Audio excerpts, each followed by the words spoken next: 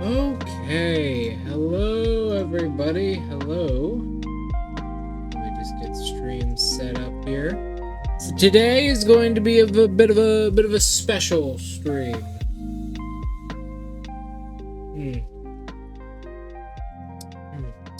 I got some very good bitter tea in my hands right now. I'm taking a sip of it.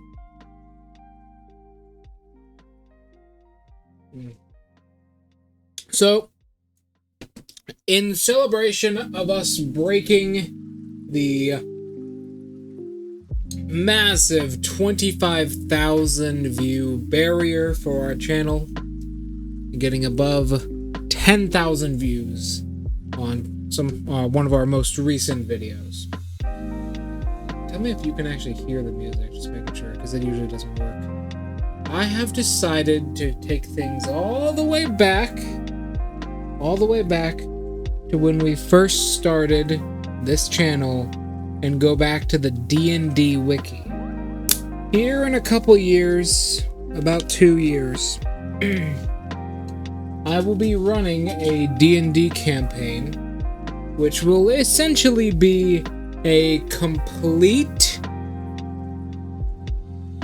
revamp, if you would, of the 5e Sword Coast kind of set. Specifically, it's going to be a custom world with each of the modules fitted into it. So that is why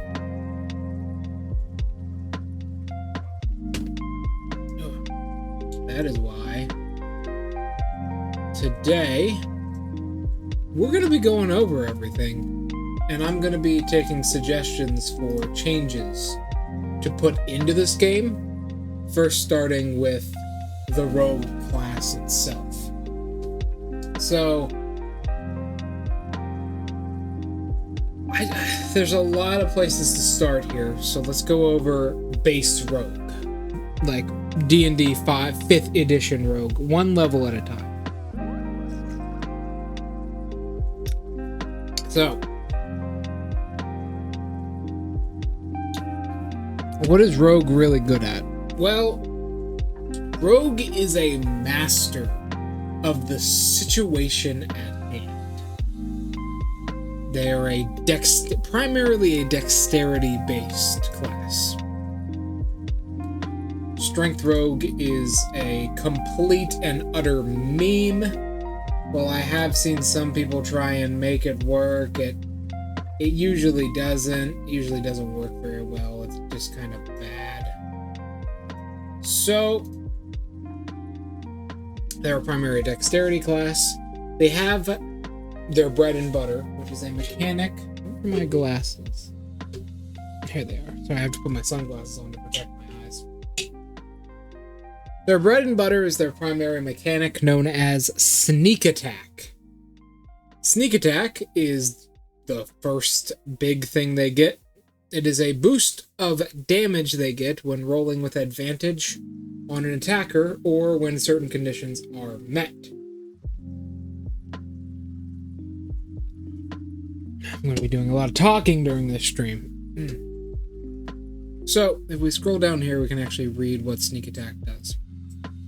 So, keep in mind we're going over the base classes first.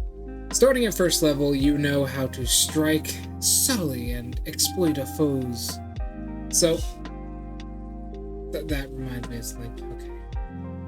And just exploit a foe's distractions. Once per turn, you can deal an extra 1d6 damage to a creature when you hit it if you have advantage on the attack roll. The attack must be with a finesse weapon or a ranged weapon. You can still do it if you don't have advantage if there is an ally within 5 feet of you, and your damage increases as you level up. Specifically, I believe it is, yeah. So, every other level, it goes up by a d6. So there are and keep in mind, you get more than that. You get expertise. It's one of the only classes to get expertise out the gate, although I can sometimes hand it out through backstory rules.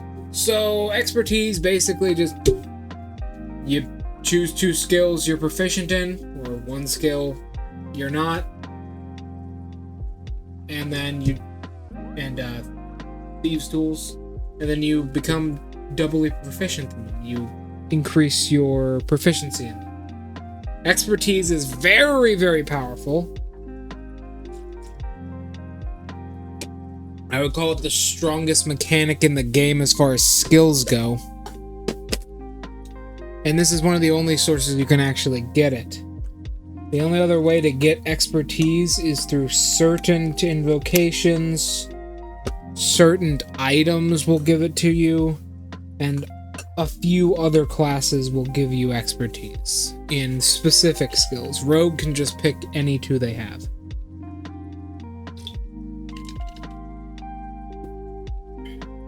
So this is pretty good. Having expertise in something makes you very, very good. What I'll see a lot of people do is I'll see them pick stealth and a skill they got from their background, or 2 skills they got from their background to sort of play the character a bit. Usually it's stealth because sneak attack, obviously. You also get Thieves' Cant, which is a form of language that you can speak. So, first level rogue, you get an extra d6. Extra damage is never a bad thing. Never. I don't think there's a single instance where extra damage is a bad thing unless the enemy has like some weird ability like Cloud Root.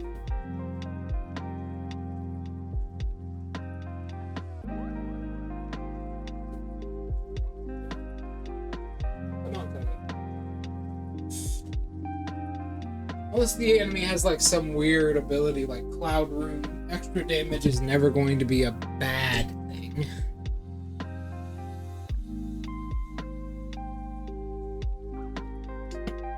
It's just gonna be a little bit awkward, right? So, mostly because you're gonna be rolling so many dice. This is Rogue's thing. This is how they're set up. Now, they are considered a martial class. However, unlike most martial classes, and I believe every martial class, actually, they don't get extra attack.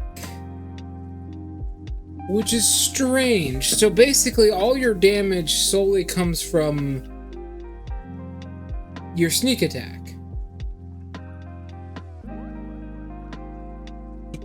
You're quite literally a one-shot wonder.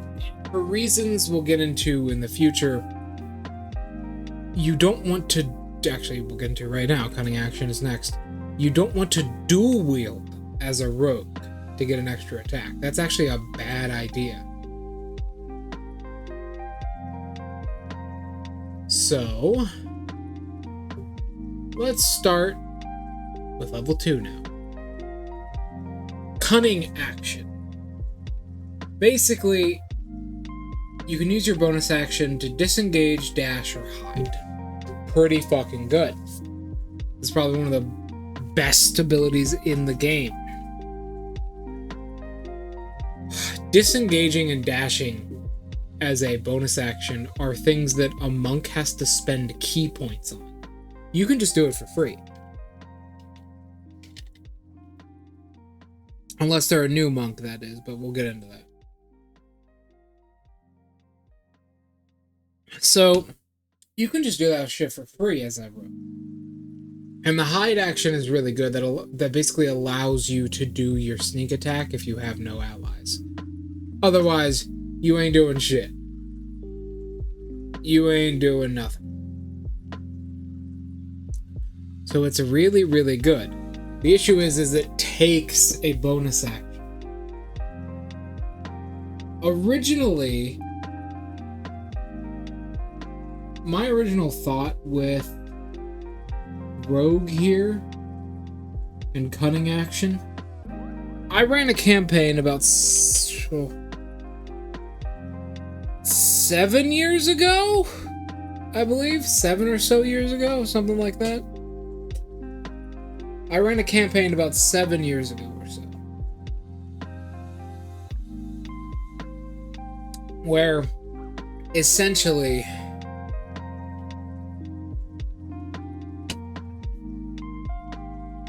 I gave the players an ability.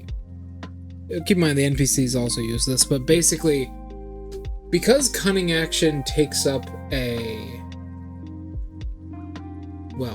bonus action,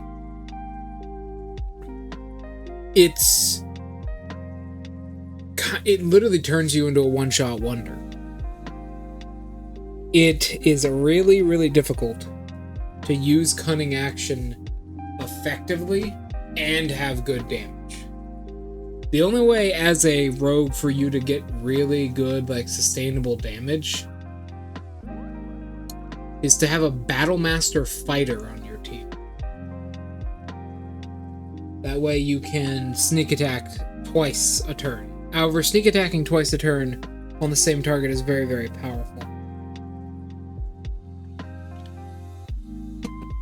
And I understand why they didn't want to give the rogue any more damage. It just feels like doing 1d8 plus 10d6 plus 5 at 20th level, it kind of sucks. It kind of sucks. Not gonna lie to you. It is a real fucking bummer. The damage just isn't high enough, even at the highest of levels, for you to really do anything. And just thinking about it,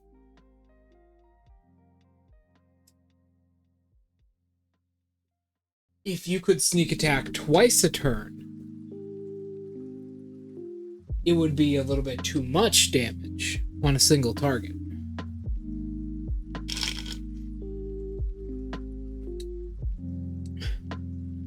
It's such an odd predicament, right? But let's continue.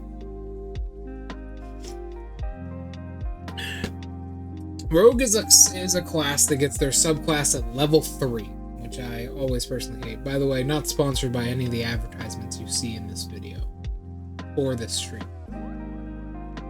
A rogue is a subclass that gets its... Well, rogue is a class that gets its subclass at level 3, which I always personally hate. I wish they standardized this, but whatever. You get your roguish archetype. And then you also get steady aim. Steady aim is actually pretty good. As a bonus action, you can give yourself an advantage on your next attack roll on the current turn. Basically, instead of using your hide action, you can steady aim. It's like poor man's fighting spirit. You can only use this bonus action if you haven't moved this turn, and after you use it, your speed is reduced to 0 until the end of the current turn. Always found that strange. Always found that really strange. You get your ability score improvements at level 4, 8, 10, 12, and 16. You may notice an inconsistency with that, but whatever. I don't know. Rogue is weird like that. For some reason, they have a gap. Normally it's every 4, right? 4, 8, and they get one at 12th and at 10th, which is very odd. As a rogue, very odd. Fighter is similar. They get theirs every other level after level 4, with the exception of level 12. I don't know why they decided to do this. Maybe to, like, give Rogue a bit of a buff for not actually having any other damage other than 10d6. Which, to be fair, 10d6 is a good amount at level 13.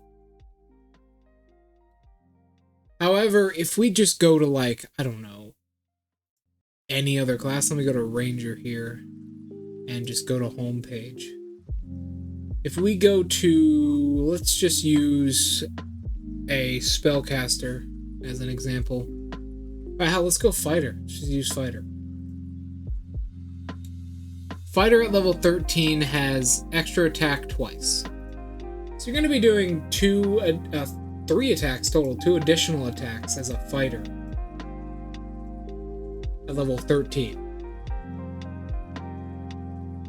At level 13 rogue, you're going to be doing 7d6 plus 1d8, because you're probably going to be using a rapier or a longbow, which, keep in mind, you do have proficiency in simple weapons, hand crossbows, long swords, rapiers, and short swords. Everyone just uses a rapier or a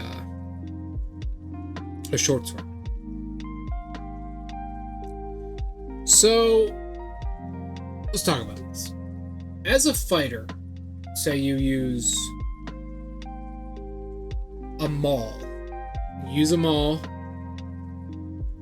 You have 3 attacks, 2, 4, 6. You were doing at level 13, you were doing a rogue's sneak attack in your own damage if you hit every attack. Now, rogues only need to hit that one attack, right? They only got to hit that one attack. That's also the issue. They have to set up and hit that one attack. For fighter, you can use abilities to reroll and proc more damage. A good example is something like smite. As a fighter, you can smite. You can grab it from a separate class, or hell, there is a fighter subclass which gives you abilities very similar to smite. You can spread your damage out as a fighter. You can't do that as a rogue too well. Let me give you an example. So, let's say you're multi-classing as a fighter. And you are going, say, smite. You want to go smite. So you want to go paladin. Alright, pretty good. Right, pretty good. So you go paladin. You go, I don't know, vengeance paladin. Right? Vengeance paladin is very good for rogue as well, just to begin with. And then you take branding smite. You get a 2nd level spell slot, branding smite. As a fighter, and you take Squire of Solamnia feat to get that extra d8. As a fighter, you can now automatically just add 3d8, 2d6, extra damage on top of your 2d6 plus 5 damage. That's a lot of damage. And you know what? Rogue can do something similar. They can do that. But their damage is always going to be just a little bit lower than that fighter's, because they can add everything together, but they've only got that one attack that does 76 if they hit, plus 8, plus 1d8, sorry, plus 1d8 plus their dex. They're limited on the weapons they can use. The best weapon that they can use for this is a crossbow, or alternatively, if you are using firearms, which I know some campaigns do, it is a gun. It is a musket. But very few campaigns actually use firearms like that, right?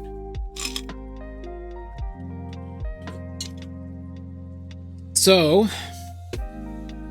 it's most of the time going to be a rapier. Something that surprises me is they don't get fighting stats. Once again, it's very strange. But moving on, we get Uncanny Dodge. Uncanny Dodge is actually probably one of the best abilities in the game. when an attacker that you can see hits you with an attack, you can use your reaction to have the attack's damage against you. That's probably the best reactionary ability in the game. To an extent. There are abilities which can take small sources of damage and reduce them to 0. Stone's Endurance, for example, from Goliath. But just halving the damage, and keep in mind that's anything. Any attack against you, you can take half. And there's no limit to how many times you can use this, so that's pretty good. Rogues are very squishy. They have a D8 for hit points, right? They have a D8 for hit points, which makes things a little bit difficult. It's pretty good. 7th level, they get Evasion. Evasion is probably one of the most popular D&D abilities. And as a rogue, you definitely need it. Then they get Reliable Talent at level 11. However, they also get another use of Expertise. They get another skill Expertise before that. So you're for certain things, you're a little bit better than a bard. I would say a bard probably has the best when it comes to skills, especially certain bard colleges. But you've got good skills. Reliable Talent is also good. So whenever you make an ability check that lets you add your proficiency bonus, you can treat a roll a d20 on a 9 or lower, you treat as a 10. Pretty damn good. You can never roll below a 10 again. You have really good skills. Issue is, you're probably not gonna roll below a 10. You're probably, by level 11 especially, you're probably going to have advantage on every important skill check you ever make. And even if you do roll below a 10, Reliable Talent's rarely gonna save you unless it's one of your abilities you have expertise in. Now, I have been reworking Rogue to make this better, and I'll go over the rework when I'm done with reading the entire class. But, moving on. Blind Sense. So, hello, Draco. Today is a very special day, Draco. Let me take a drink of water. We are redoing the D&D classes. Starting with Rogue here. We're going to be going over the classes, and then I'm going to be redoing them, taking your guys' feedback and inputs, because I, in about 2 years, will be hosting a game, a campaign, which is a rework of D&D 5e, and you guys will get to pick some of the rebalances for it. I'm just going over Rogue right now. So you get Blind Sense. You can see creatures that are invisible or hidden within 10 feet. Pretty good. You get Slippery Mind, which is hilariously late in your levels. It's level 15. You gain proficiency with the Wisdom saves. Wisdom saves are probably the most used fucking save right next to Dexterity, so the fact that you get that at level 15 is kind of rubbing salt in a wound. Elusive is bad. So it prevents you from being sneak attacked. You just can't gain it. No one can gain advantage on attack rolls against you. Which, Draco, have you ever had this come up? Keep in mind, this is one of their top tier abilities. This is an 18th level ability. Essentially their capstone. Right? What level do they get their final? It's just below their capstone for their subclass. Has anyone ever had this come up at all? Because I can't think of a single time. Like, I've run multiple above level 20 parties, right? I can't think of a single time this has ever come up. What about you? Because, like,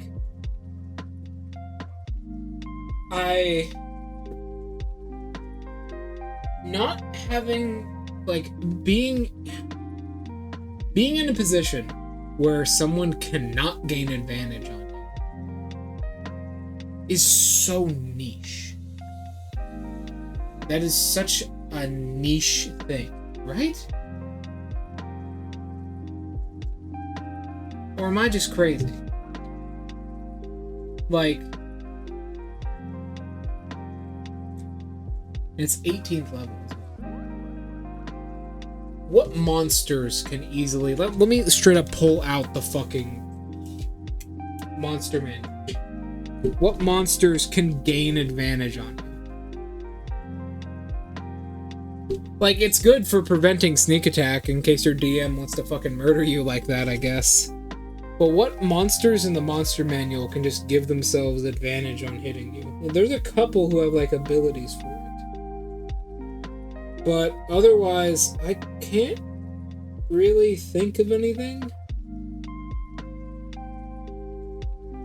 Revenants, if you're the person who killed them, have advantage against you.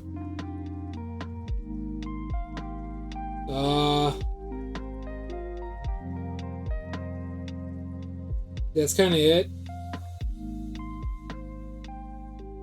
That's kind of it.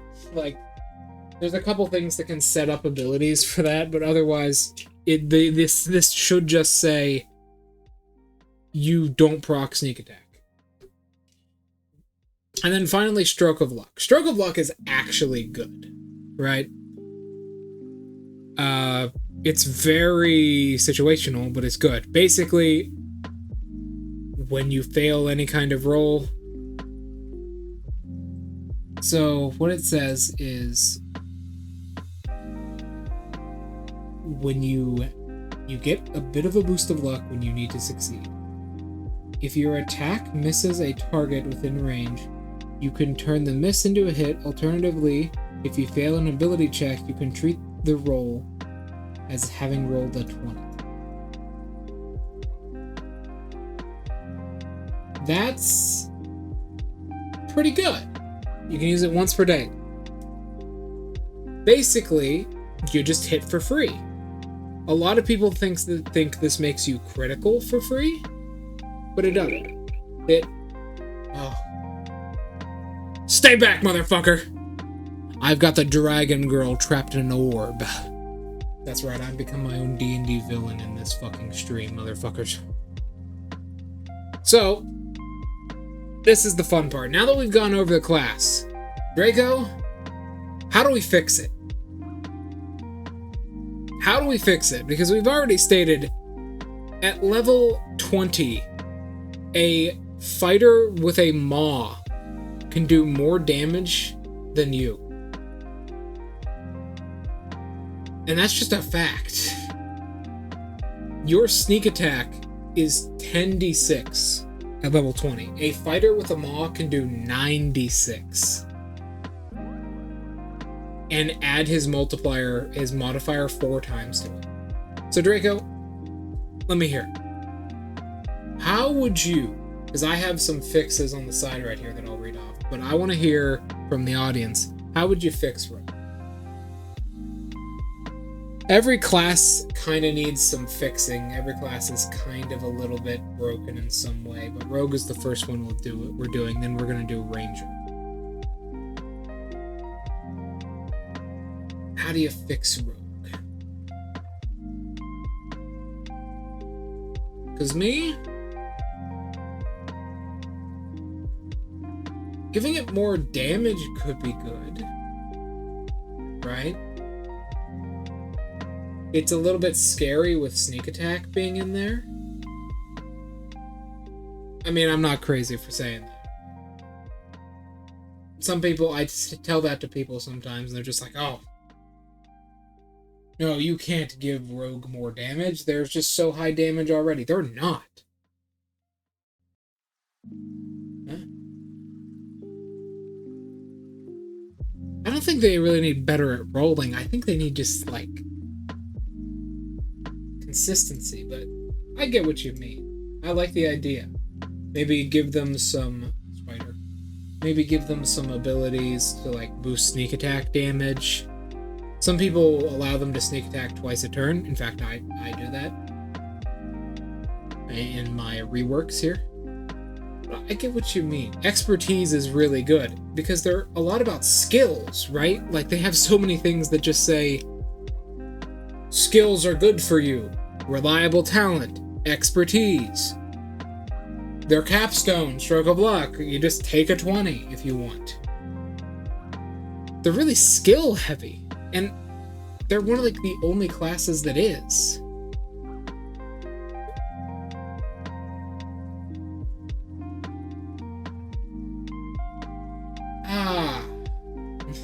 One's favorite weapon bonus. Yeah, I mean, yeah, give them something like that. So, I know it's not going to fully show up, but I have some rogue changes here. These are the ones that I've already implemented. I'll read them through so you guys can actually see them. So, this is what I have done. First off, sneak attack has been changed. Tell me what you guys think about this. Sneak attack has been changed. It can proc on any simple weapon along with any finesse weapon. Just to give them a wider variety of weapons that they can use.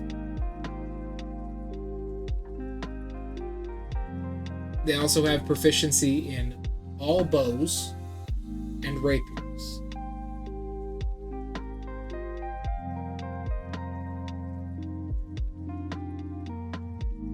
So, I was thinking,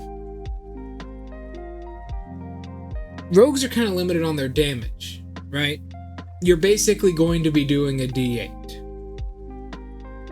You're going to be doing a D8 no matter what. But it would be a good idea to give them potentially more. Or at least some flexible damage. Because while it's a bit more difficult for a fighter to hit all 4 of his attacks at 20th level, he will do exponentially more damage than you, and you're supposed to be a damage-centered class.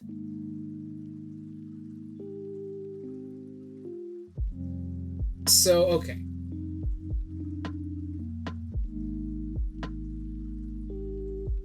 That's what I did, as far as level 1 goes. Level 2 in this campaign.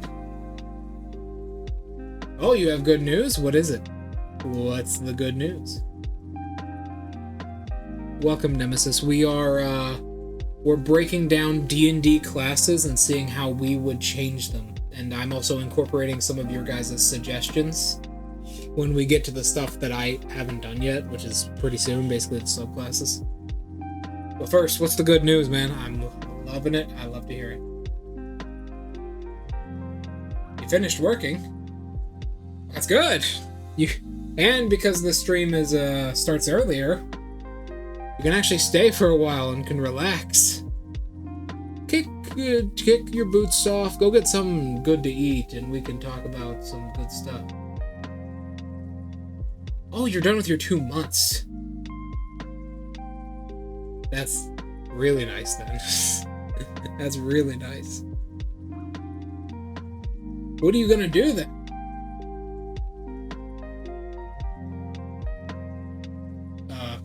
Where was I? I was thinking about something. Oh, right. Rogue. Let me take a sip of water.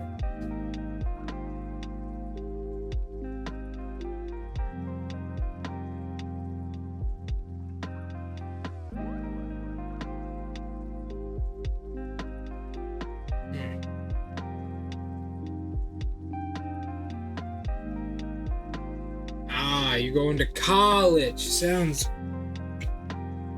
tedious but nice, man.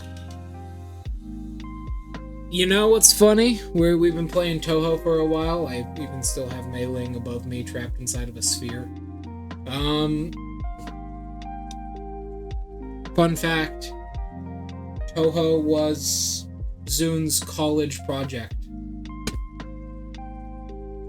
that he turned into his lifestyle. Yeah. Congratulations, Nemesis. Good to hear. Okay, so expert. I wanted to give Rogue some potential buffs, right? Maybe some weapons they could use. So, tell me what you guys think about this. Starting at 3rd level, you can touch a weapon you're proficient with and give it the finesse property, so long as it does not have the heavy property. You can only do this to 2 weapons, active at a time, and only you can use them with the finesse property. I think that's good. I understand that can be powerful. That can allow them to use D10 weapons at melee, like warhammers.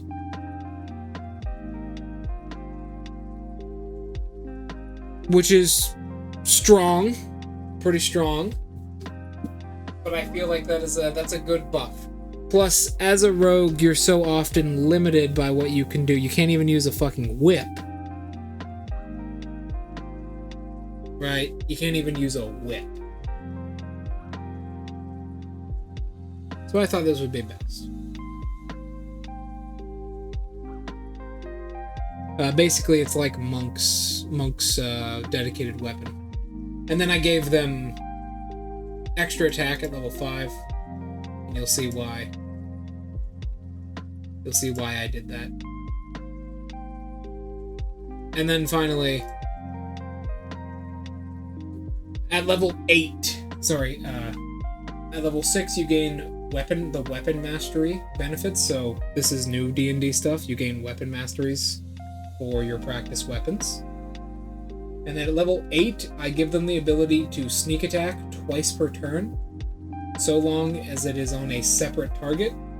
If they so wish, they can forego this extra sneak attack on this turn and take the disengage as a free action and increase their speed by 10 feet until the start of their next turn. And then the rest of the stuff is pretty stock standard. However, at 10th level, I gave them just an extra bonus action. 15th level, an extra reaction. So, you guys know what I did with Rogue here. Let's get to the user suggestion stuff.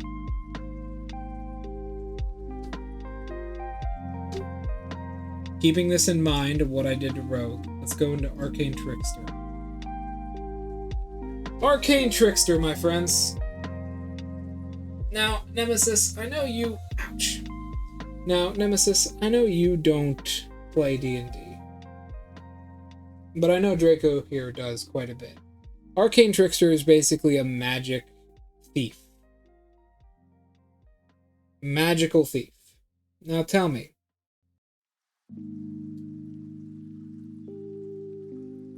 I really don't think Arcane Trickster needs any benefits, right?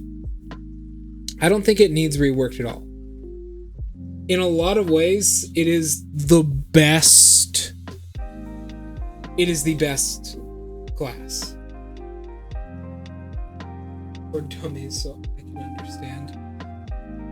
It's pretty simple. Be right. It is the best subclass for Rogue. Anyone have any suggestions or anything on how, on anything that you think needs changed here? Because personally, I can't think of anything.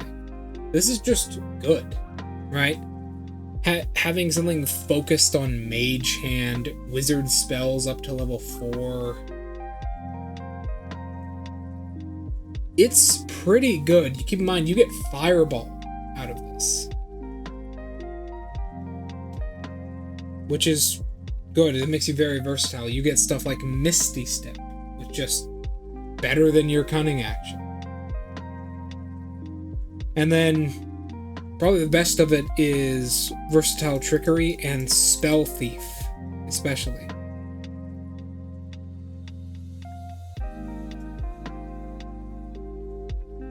So I think, personally, what I would do is I would, I'd let probably the mage hand carry small creatures, small objects and creatures. Because remember, you have to control it as a main action. So it can probably carry small objects and creatures. Other than that, like, I think that's it, man. I think that's it. I don't think this really needs touched too much. Oh man, I gotta go take a piss real bad. I will be right back, gentlemen. I will be right back.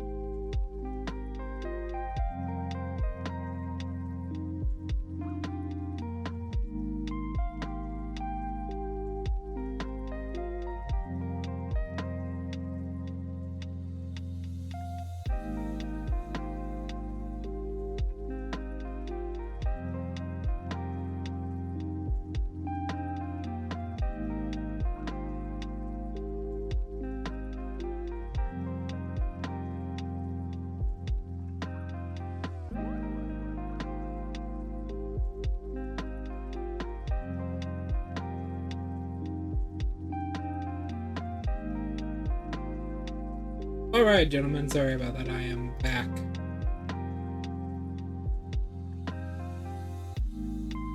Alright, assassin. Probably the most, like...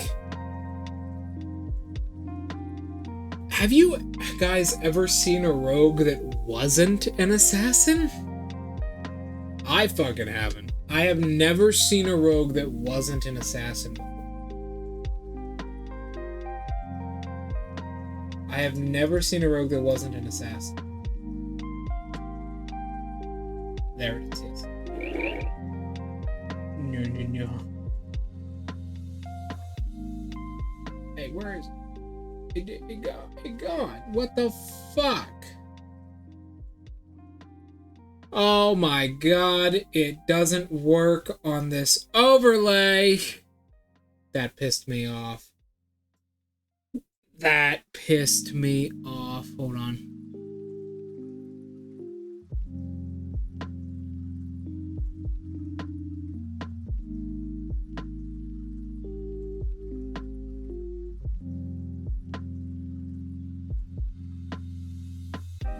It crashed. You kidding me? When did it crash? Before stream. This shit crashed before stream? Hold up. I have to reboot a link? Oh,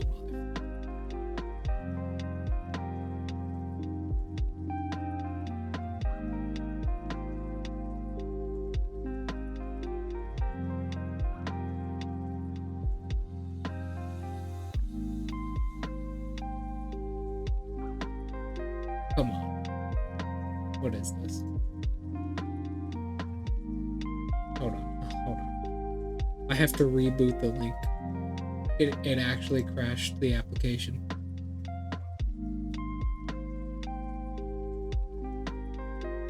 That's funny, but that's really irritating.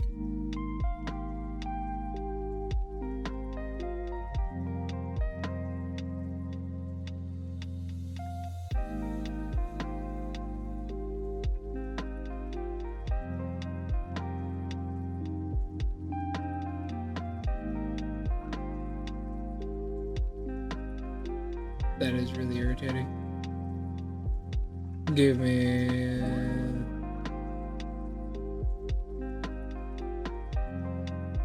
There we go. Now that shit works. Let me make sure. Let me make sure. You haven't seen a non-assassin rogue, neither have I. Hey, hold on. Let me check. Are you working now? You working now? Yes, you are. Good. I don't know why the application for it fucking crashed. That's annoying. I have never seen a non-assassin rogue either. People, you know what's funny? Wizards of the Coast did a survey to see how many rogues were assassins. Actually, the majority of rogues are arcane tricksters. But it's obvious why they pick assassin, right? Assassinate is just good. That is a really good ability, especially with alert, which you're definitely going to take.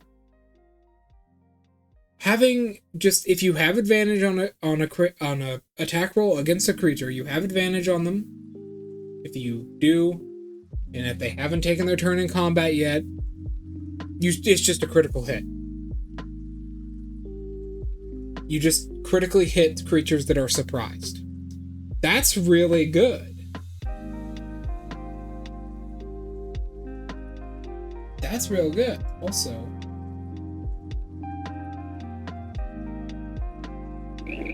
please tell me this much. No, he's misaligned. The mother. He's trying to break Mailing out of her prison. Okay, that's pretty funny. Honestly, the only thing I would personally do to change assassin here is just why does it cost money?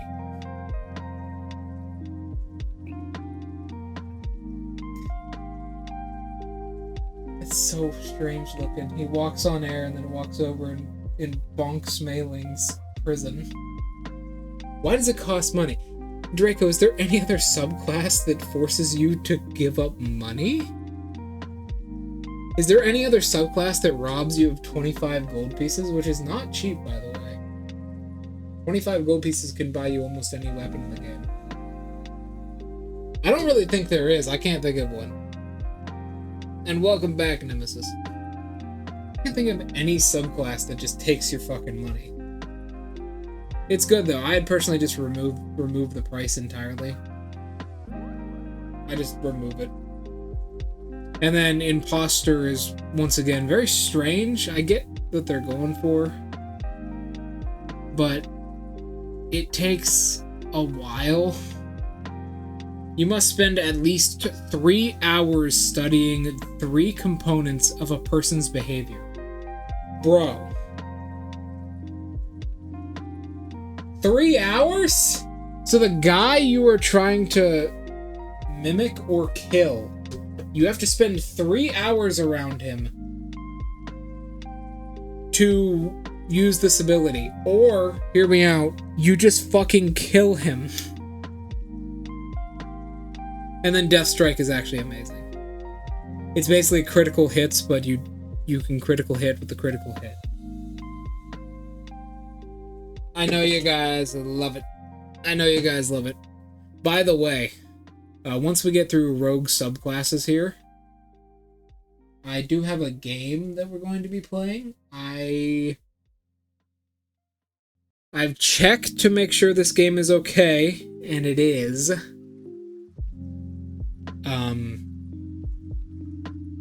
Yeah. You understand it? You understand D&D, I assume, is what you mean. Yeah, D&D is weird, so let me explain it to you. This is a class. You level up, you get this stuff, right? We're talking about the extra stuff you get.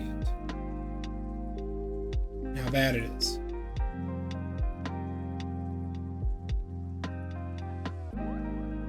Inquisitive Rogue is horrible. I've never seen anyone play it.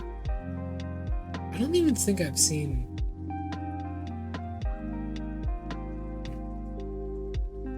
I don't think I've ever seen anyone even, like, talk about Inquisitive Rogue other than how bad it is. You gain Insightful Fighting, which allows you to make a skill check versus a skill check to be able to use your sneak attack on them at will without the need for advantage. That sucks. Just be a swashbuckler if you want to be able to use your sneak attack. Or, hear me out, just be a fighter and get more damage. That fucking sucks. Personally, I would just take away the sneak attack, the bonus action. I would just take away the bonus action cost. I just take that away. Like, forcing someone to use that you might as well just use steady aim. Am I wrong? Am I wrong in saying that? Because steady aim does essentially the same goddamn thing. Steady aim gives you advantage, so it's a bit better. It gives you advantage. This doesn't give you advantage, this just allows you to, you know, not need advantage to proc your sneak attack. But it still costs a fucking bonus action. Personally, I would just take away the requirement for this to be, you know, a fucking bonus action. I just say you can do this once a turn as a free action. Steady Eye is strange. So you have an advantage on perception and intelligence checks when you haven't moved more than half your speed. Honestly, not gonna lie to you, Draco Nemesis, advantage on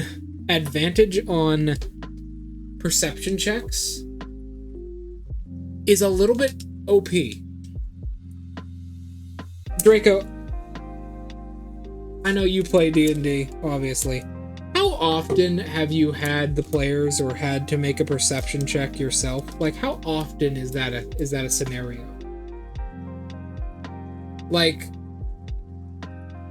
how many times does someone need to make a perception check in a fucking campaign? A lot. That happens all the time. Perception is probably the most used skill. Like, just in a session alone.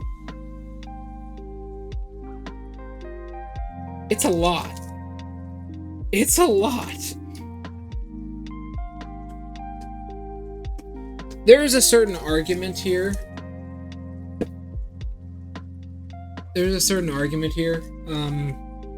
So there is a background which can pair with this very well called Investigator, which allows you to make a search action with your perception as a bonus action. At level 9, perception with advantage. Perception with advantage is really good if you have it as a bonus action. You basically can never hide. No one can ever hide from you. But otherwise, it's pretty bad. And then Eye of Weakness. Yeah, I mean, you get another ability here, but it's pretty bad. You can basically, as an action, determine a creature's original form and such. But Eye of Weakness is more damage. Definitely something you need on your sneak attack, which is once again a lot of potential damage. You learn to exploit a creature's weaknesses by carefully studying its tactical movements. Its tactics and movements. While your Insightful Fighting feature applies to a creature, your sneak attack damage is increased by 3d6. 3 whole d6? Wow! You smite them. At level 17! Oh my god! Divine Smite at level 17. Hey, I got a better idea. Just play a paladin. Like, I don't know what to tell you. I think Paladin's Divine Smite is actually better than that at 3rd level. Let's go and check real quick. Paladin. So, Paladin's Divine Smite is 1d8 and 1d8 additional for every spell slot above 1st. So at 3rd level, it's an extra d8. This you're getting 3d6. At level 17, a Paladin's Divine Smite is doing its maximum damage of 5d8 damage, which means you're essentially getting a 1st level class ability. A 1st level class ability as a capstone for your... Sorry, a 3rd level. It's 3rd? 2nd, I believe. When does Paladin get Divine Smite again? I never have seen anyone play it. 2nd, yes. You're getting a 2nd level class ability as your capstone on one guy if you use a bonus action. Or you could just get advantage on that attack.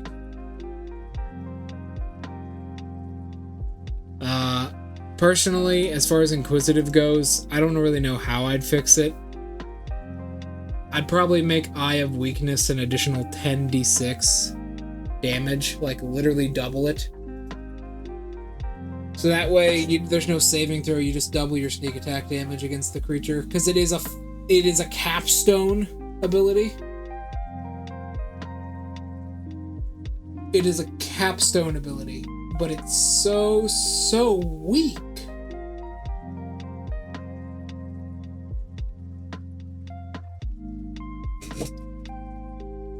Alright. Next up is Mastermind.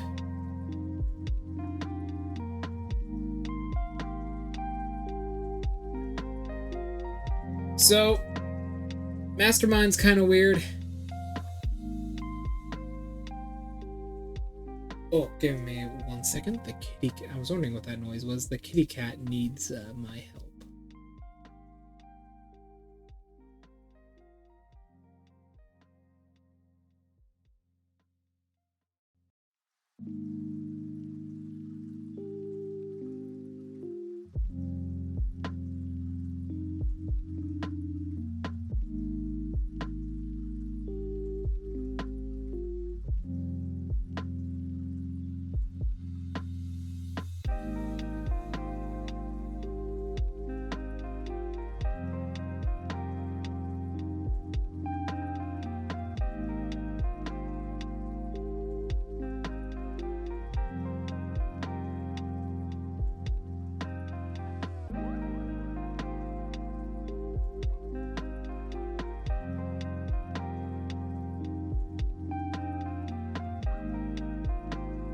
Okay, I'm back. Okay, I just needed my help for a second.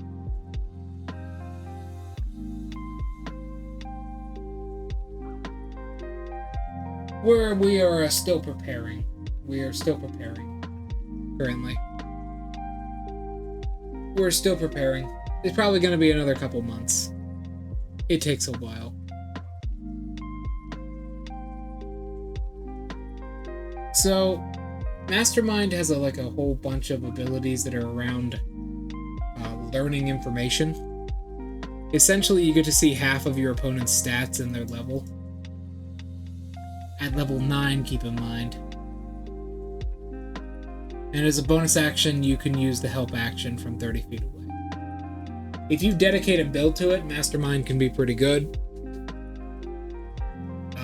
Issue is, it still doesn't work too well. Actually, speaking of Draco, how is the progress on the campaign going? I'm very curious of what the campaign is called. I think he might be busy, though. Nemesis. He usually is this time of day.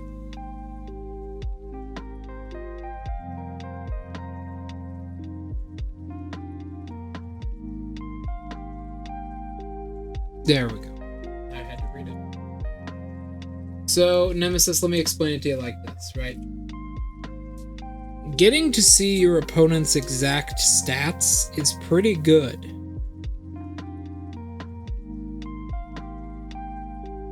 Pretty damn good. It's just a whole bunch of information. Not only that, there are stats that are pretty important. And also you just know their class. I can think of multiple occasions where that can be very, very, very powerful and very, very, very useful. Especially if you're fighting against a spellcaster. And then pretty much everything else is horrible. Soul of Deceit sounds like a fucking spell.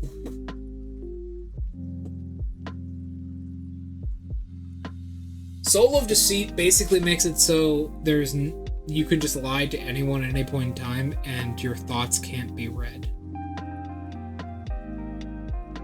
That is fucking awful. There's a lot of abilities in Rogue. There's a lot of abilities in Rogue which are super roleplay and skill heavy that are just like third level spells that you can just get. It's so strange. I don't get it. Mastermind, I would personally turn into a very high support class. I'd make it the support class of rogues.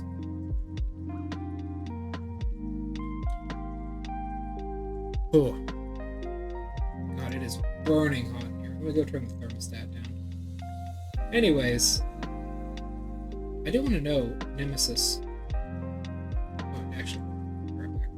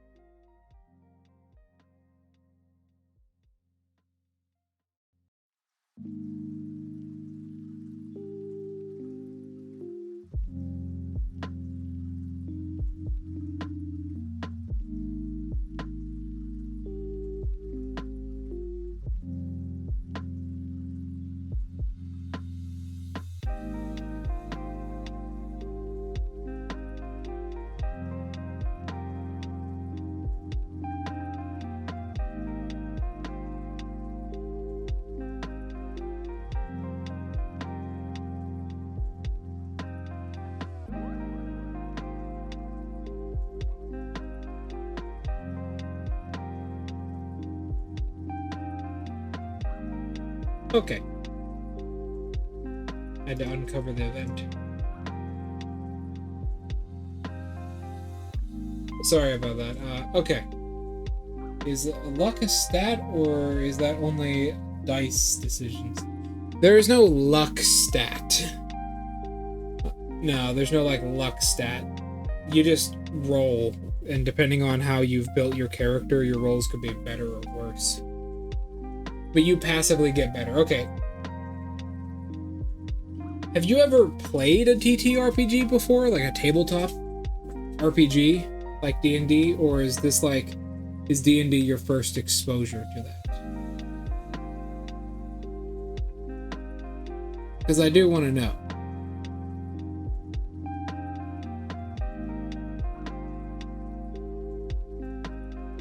I do want to know, because I will be making a character.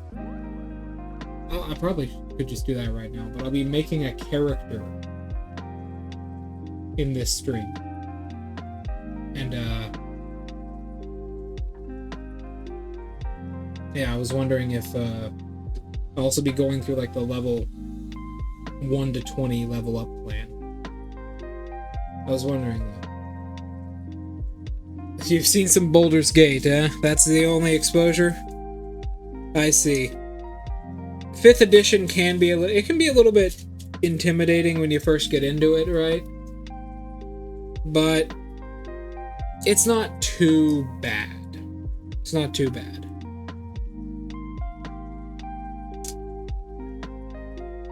How about this, Nemesis? Because I've rambled on about how bad Rogue is enough. How about this?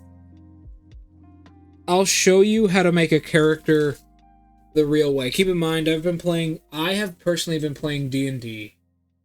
And I've been DMing it and making worlds for it for almost 15 years now.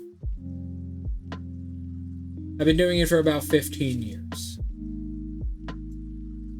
So here's what we'll do. I'll read off to you the classes, and you tell me what class you want me to make the character for. Alright? So, I'll go through like a description of all the classes. I'll teach you how to make a character pretty well. So there's Artificer, basically people that tinker with magical equipment. Barbarian, people who just get angry and swing weapons really hard. They're the tanks. They have a lot of health, do a lot of damage. Bards, they're basically magical singers. Blood Hunter, if you've played The Witcher, it's Geralt from The Witcher. They're monster hunters. Clerics are your white mages. They heal you and can do good damage. Druids are shapeshifters. They can turn into different monsters. And they have cool spells. Fighters are literally knight in shining armor, really consistent, hit a guy with a sword really hard.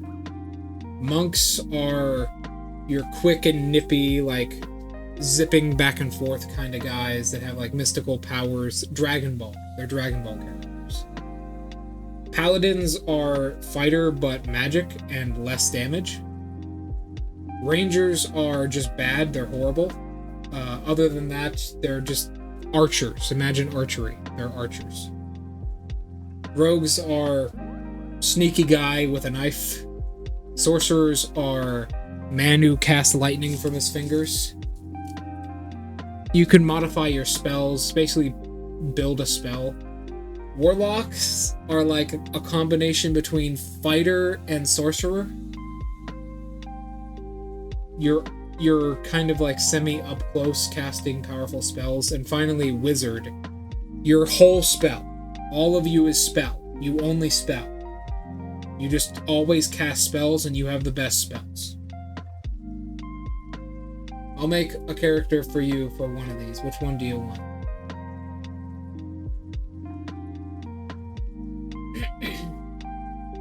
I'll show you to make a real good character. I've been doing it for years.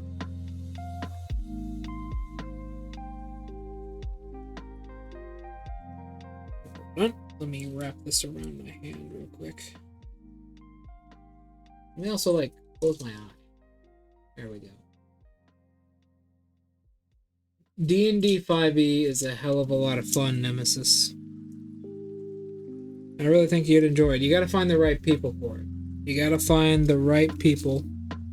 I'm sure you can easily find that in college, since you're going to college now. Really, really, really happy for you, man. Like, college is a real big thing. Some people prepare years for college. I know before I did this. Bard, huh? Bard is pretty damn cool. So, let's explain how Bard works. Bards are spellcasters. They get spells. They're full spellcasters, and they get some crazy ass shit. Their main ability is called Bardic Inspiration. Basically, how it works... Basically, how it works is... As you can read it right here. When you see something happen, when a creature makes a roll, you can use part of your action. Your second use. Okay, that's your second. You can use part of your action to add a number from a six-sided die.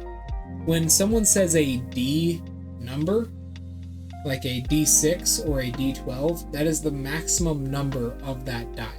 So what's above me caging mailing right now, that is a D20, because there are 20 sides to it. So when it says a D6, that means there are 6 sides to that die.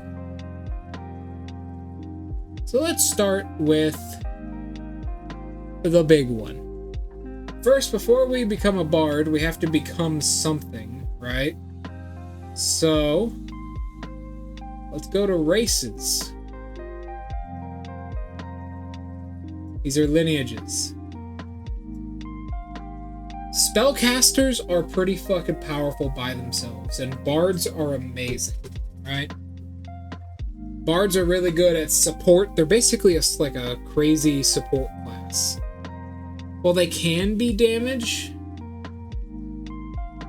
they're just pretty good support classes. So, watch and learn.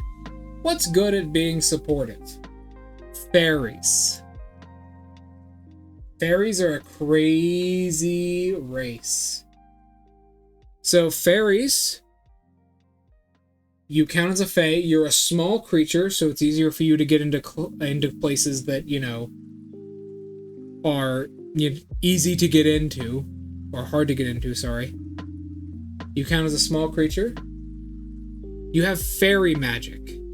Fairy magic allows you to cast fairy fire and reduce enlarge. Reduce enlarge essentially allows you to make someone gigantic or shrink them to a tiny size. And most importantly, you get flight.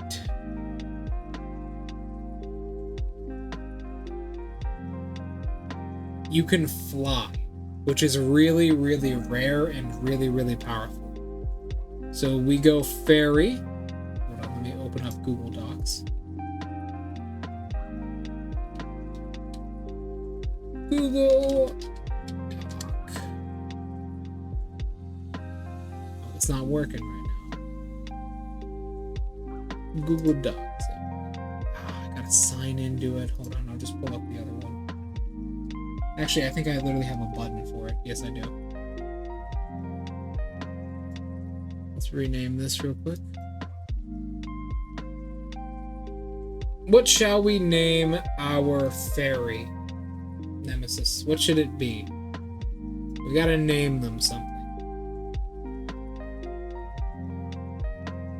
We gotta name. Whoops. Does that actually still show that if I do that? Nope, it's super tiny. Okay. We gotta put a name to it. This is always the hardest part. Most people make the name last. Nemesis, alright.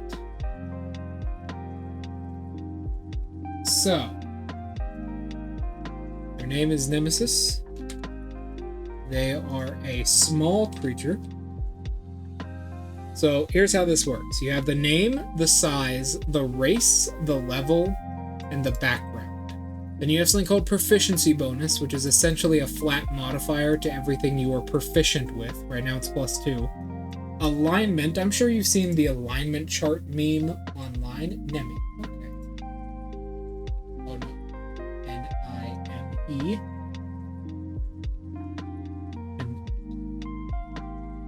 This is what this is. And then type. We'll get into that later. That's a bit more complicated. And then D&D 5e has 6 statistics. You have your strength, your dexterity, your constitution, your intelligence, your wisdom, and your charisma. And then for your side statistics, you have your HP, your speed, your armor class, which is how hard it is for an enemy to hit you with a weapon, your spell BC, and your weapons themselves. We are a fairy. We can go up here, go to fairy, and then copy paste fairy. We are a level 1 bard. Okay. So these are backgrounds, right? Backgrounds, D&D backgrounds, are basically where your character comes from. They give you special stuff. I'll tell you what's real annoying, Draco. Nemesis. There's a background called Rewarded, which is what we will be taking for this character. It gives you the choice to pick up the Lucky Feat, which is one of the strongest abilities in the game, immediately.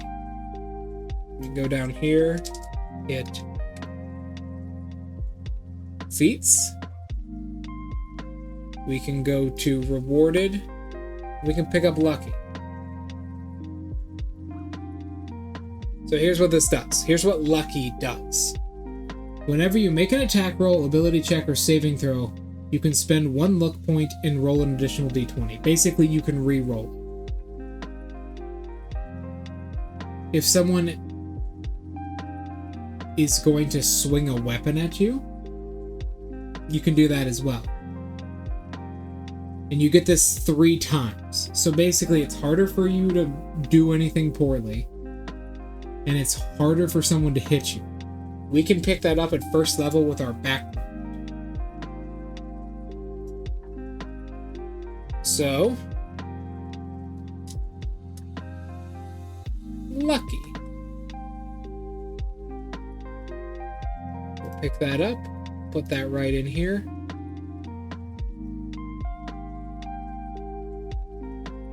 Lucky is something usually you always want to pick up.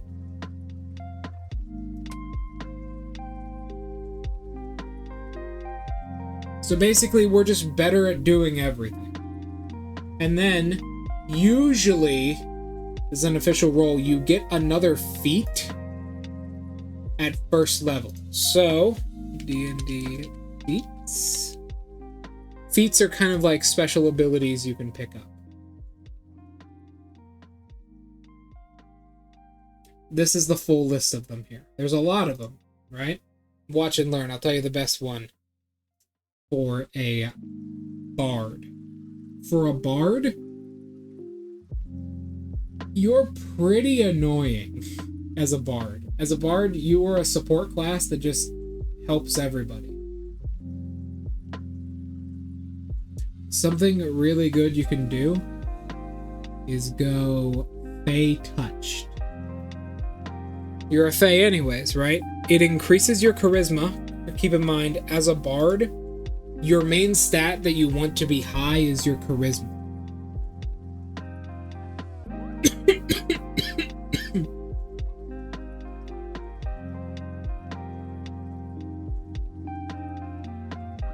So that's good. So we take Fey Touched at first level. Mostly not just because it slightly increases our charisma, but also because it gives us something called Misty Step.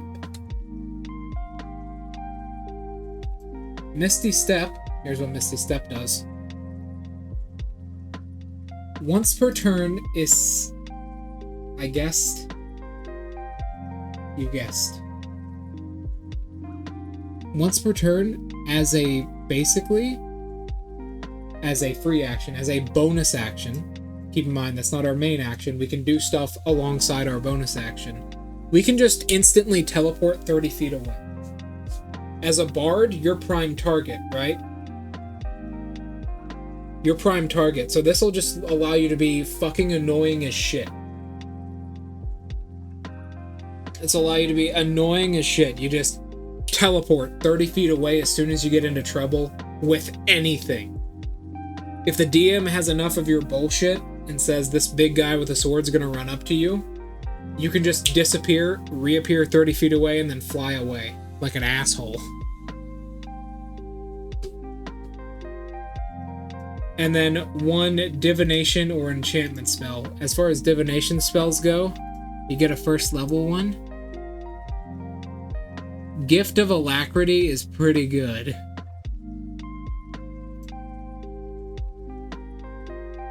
You add a d6 to your initiative, which is that. So you take Gift of Alacrity.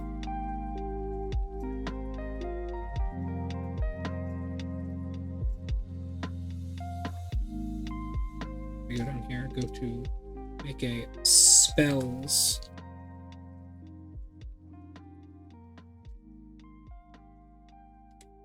Can and LV1 is a first level spell, so Gift of Alacrity, and we want to go to Misty Step.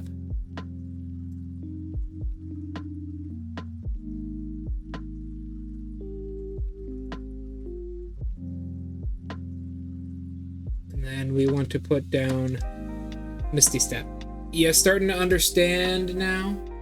So basically, good, taking notes. That's what you got to do. Always remember to take notes. So basically, you always, so in turn order, what turn order is what determines when someone takes their turn, right? Normally it's your dexterity modifier. It's one of your stats, it's your dex. So you roll your dex, and then that's who goes first. With Gift of Alacrity, you roll a D8, sorry. You roll a D8 and add that. Normally, your max modifier you can get on initiative is +5 alone.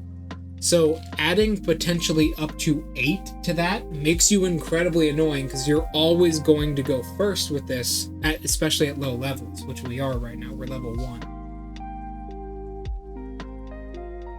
So there you go. That's this opener.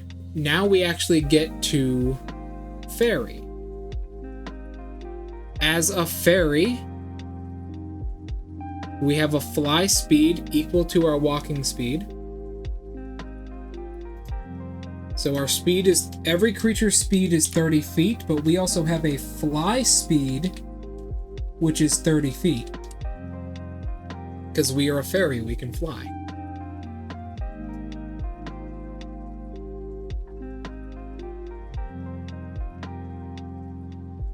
Fairies aren't the quickest. There are some races which are just give you faster speed, but being able to fly is a big ability. Think of it like in like there are superheroes in fiction where their only ability is to fly, right? So being able to fly at level 1 is a really powerful. There is a spell that only lasts for 1 minute, and its ability is that you have a fly speed. But as a fairy, you just do that from the start. A wasp. Essentially, you're a really annoying wasp. And then we are a Fey type creature. That's a little bit more of a Fey type creature. That's a complex mechanic that we won't get into today. So tell me, Draco, Nemesis, tell me, what kind of person is this guy? This fairy. Now, fairies don't actually have gender, but whatever. Actually, as a bard, I believe you can. As a bard, I believe you can wield a rapier.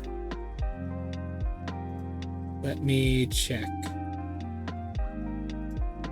I think as a bard, rapier is one of your options for weapons. Because what weapons you wield is dependent on your class, not your race. So as a bard, your proficiencies are simple weapons, hand crossbows, long swords, and rapiers. Yes, you can wield a rapier as a bard.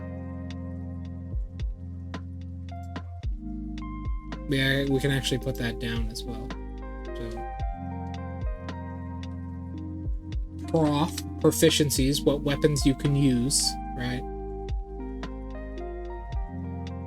We put these down right here.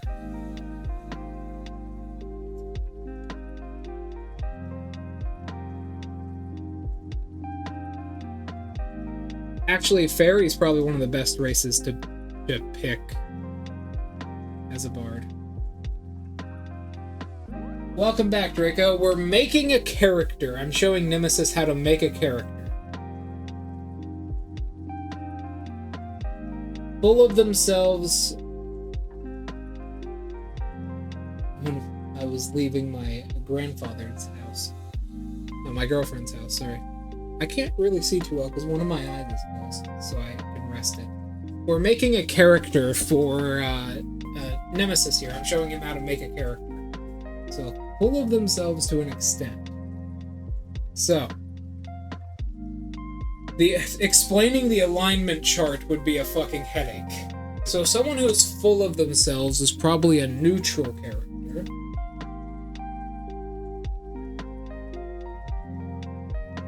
Feel the best. Would you say they are a good person? A person who doesn't really care about the ideas of good or evil, or are they an evil person? Do they do acts for themselves?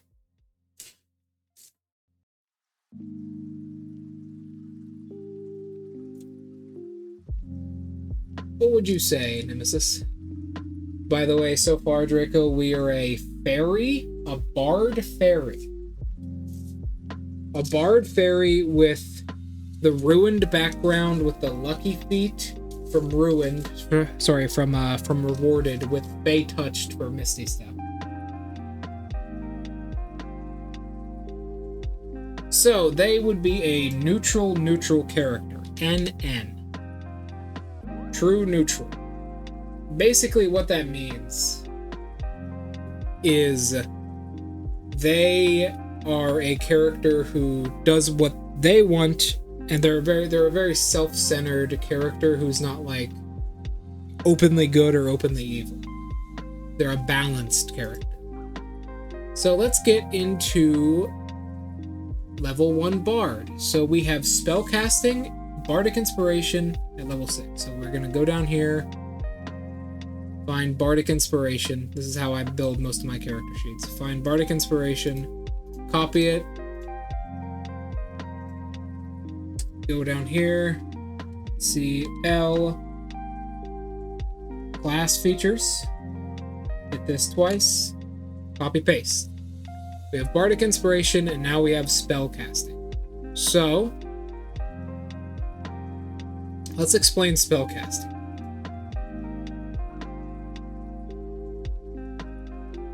Alright, are you ready?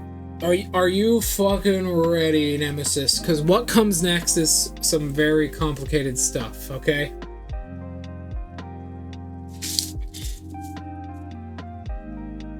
Draco, you might have to help me with this. Explaining spellcasting to someone who doesn't know how it works is very difficult. Basically,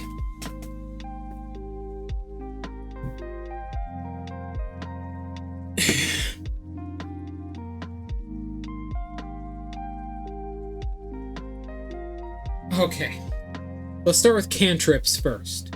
Cantrips are spells that you can use infinitely. Alright? They do not have a cooldown. They do not have a cost. You can just always use them. Let's go over your cantrips first. So, as a level 1 bard, you get 2 cantrips. That means you know 2 different types. Bards get two of these cantrips. You can get Blade Ward, Dancing Lights, Friends, Light, Mage Hand, Mending, Message, Minor Illusion, Prestidigitation, Thunderclap, True Strike, and Vicious Mockery. I forgot bards have some of the worst fucking cantrips in the game.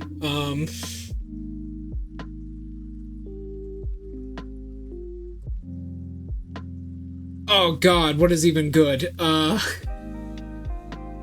Like, Vicious Mockery is pretty good. Vicious Mockery allows you to insult people and do damage through your insults. That is not a joke. You can read it right here. You unleash a sling of insults laced with, well, magic. You could insult people and literally hurt them. It's probably the best cantrip bard has. So we highlight this. Go to our character sheet. Go under the cantrips tag. Copy paste. We have Vicious Mockery. And then, honestly, Nemesis, just choose one that sounds good. Most bards pick Vicious Mockery immediately, but just because you're new, just pick one that sounds good. Blade Ward.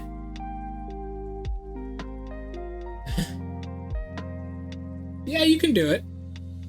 Just pick one that sounds new. Vicious Mockery is really good, though. Pick one that just sounds new, because you get one more of these. Blade Ward, Dancing Lights, Friends, Light, Mage Hand, Mending, Message, Minor Illusion, Prestidigitation, Thunderclap, and True Strike. Mage Hand can be generally useful. Thunderclap is really cool. Message can be pretty fun. Light is literally you just produce an orb of light.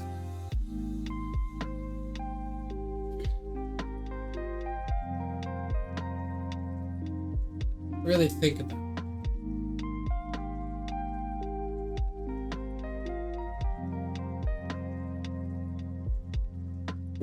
While you're thinking, I need to select this and drag.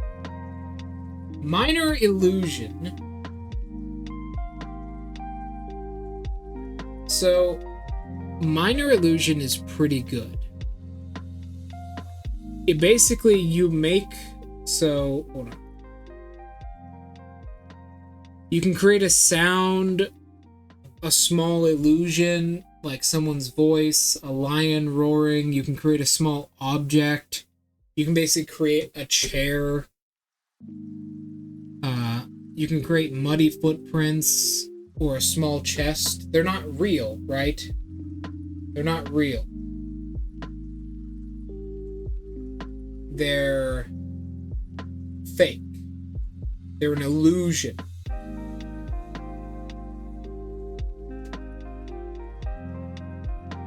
You need a bit of fleece. You want to take Minor Illusion? Alright, Minor Illusion that is. Minor Illusion is pretty funny at times. You can fool somebody. If you're clever with it, you can really force the enemy into a bad situation. So Minor Illusion. And then we get to the complicated stuff. Spells and spell slots. Okay, hold on to your britches, bitches, because this is where shit gets complicated. Nemesis, have you ever changed... Nemesis, have you ever changed a fuse before? You ever done something like that? This is kind of what this is. So, spells know is the first thing up. You know 4 spells of level 1. You have, at level 1, you have 2 first level spell slots. What spell slots are, is they're essentially uses of your spells known. So you have 2 uses of 2 of your 4 spells. Imagine it like this. You have 2 magical points, and you have 4 spells which take up 1 magic point each. You need to choose which of those 4 you're going to use. That's what spell slots are. At later levels, you can pick up more of them. So at 3rd level, you get 2 second level spell slots, which means the higher the spell's level, the better the spell is. So at 3rd level, you get an additional spell, and you can pick from 2nd level spells because you have a 2nd level spell slot.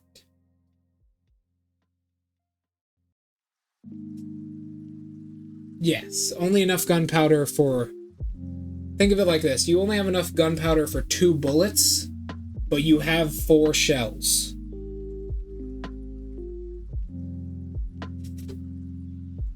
And when you level up and get a new type of spell slot, so at level 3 you get a 2nd level spell slot, you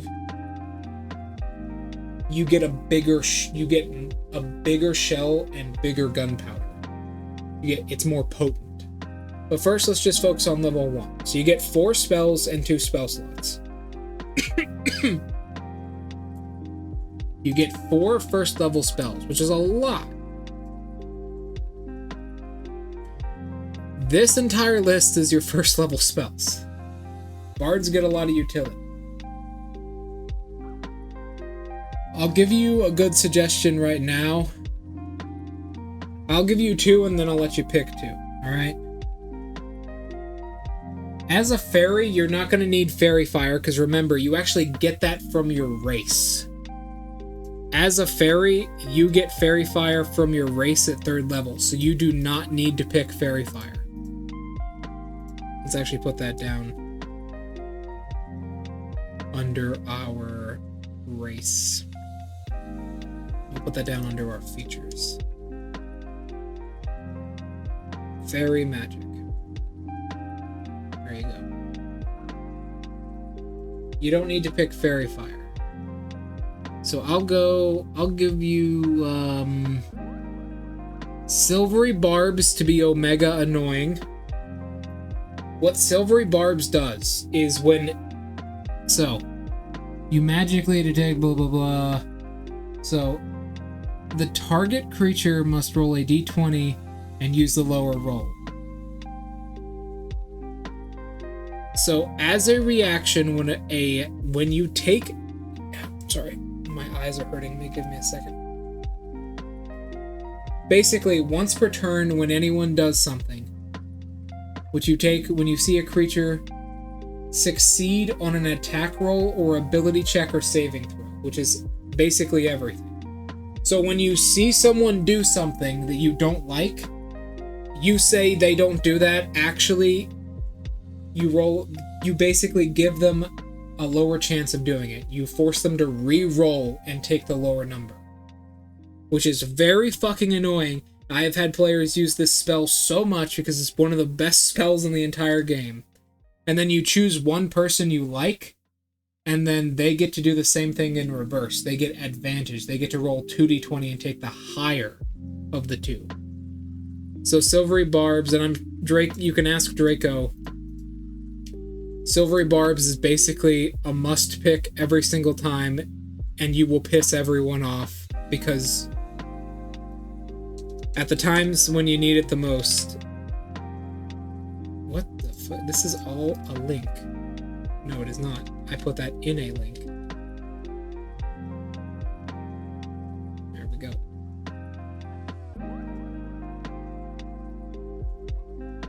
Boom. silvery barbs.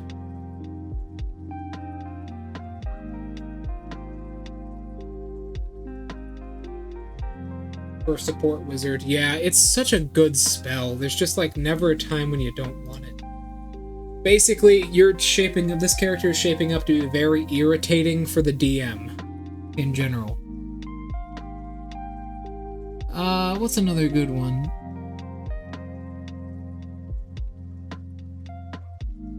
Alright, this is another, because you're a fairy, right?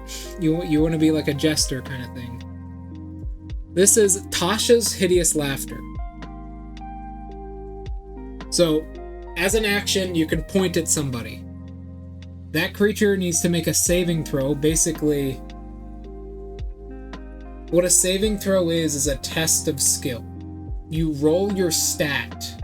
You roll a 1d20, so a 20-sided die, plus your stat. And you try and get above a certain number. So when you point at a creature, they have to make a wisdom saving throw or be knocked prone, become incapacitated, and be unable to stand for the duration, which is 1 minute.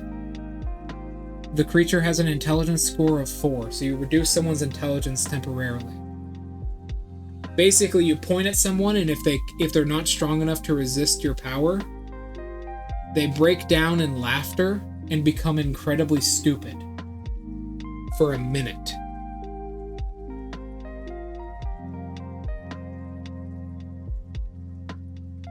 This is a good spell. You'll want this one.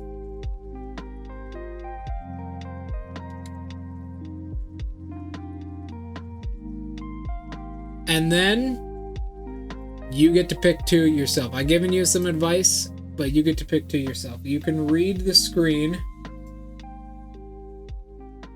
I'll leave it on this screen. I'll be right back. I need to run to the bathroom. I'll be right back.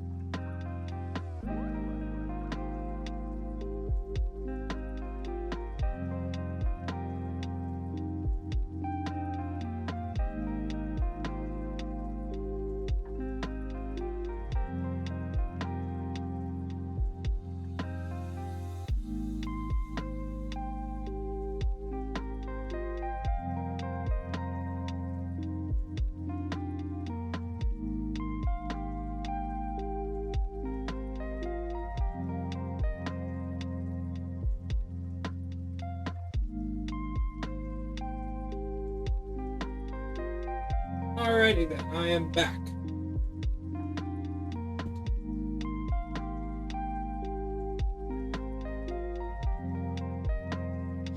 A toothpick. Imagine a wasp.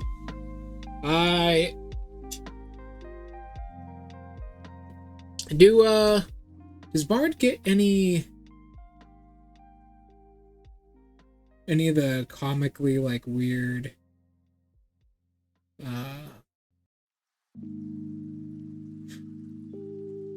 does Bard get any like the comically weird? No, it doesn't. Okay.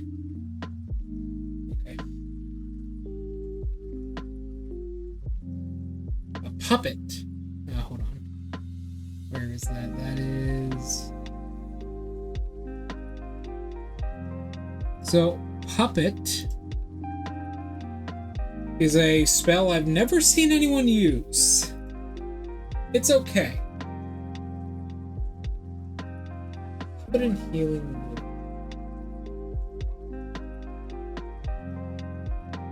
So, you point at a creature, they must make a Constitution saving throw. On a failed save, the target moves up to its speed in a direction of your choice. In addition, you can cause the target to drop whatever it is holding. So basically, you can control someone like a puppet on a string. You can force them to drop whatever they have in their hands, and you can force them to like move around. This is a spell I rarely see anyone use, even though it can be kind of OP during certain boss fights, because you can just...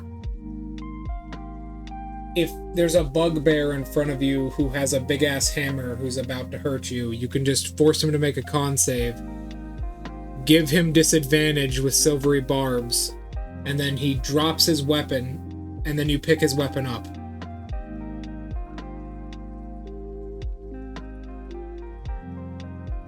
And now he doesn't have a fucking weapon.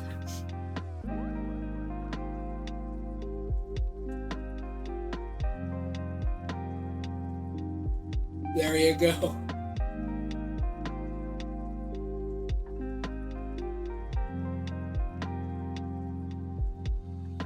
Ouch.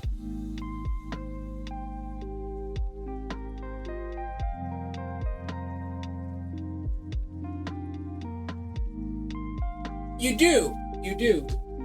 But this isn't just an escape thing. This allows you to move people. Right?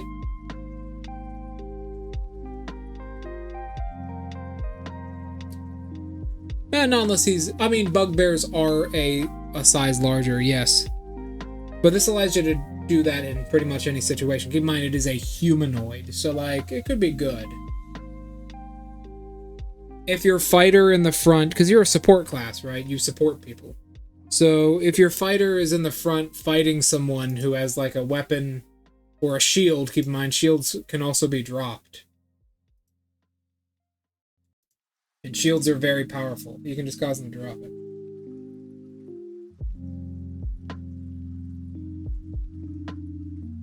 An illusionary thing. You were talking about illusionary script, I believe. Where is it?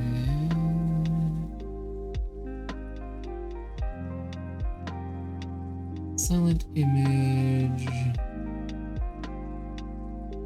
Unseen servant, where is it?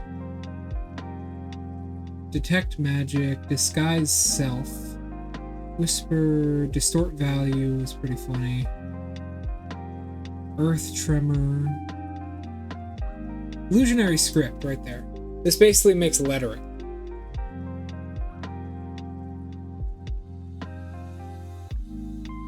Illusionary script. So, you write something down on a piece of paper. When you cast this spell, it's very weird. I've seen people use this spell in creative ways. So, okay. What this spell does is a whole host of things. You write something down on a piece of paper or any solid object, right? Any creature you designate can read this spell, these words on this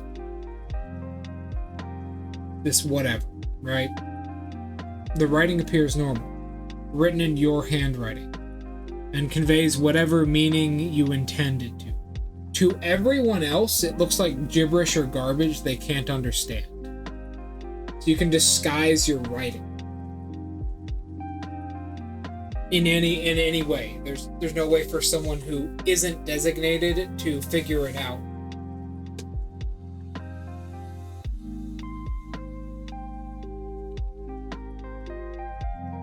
I've seen people use this in some pretty funny ways.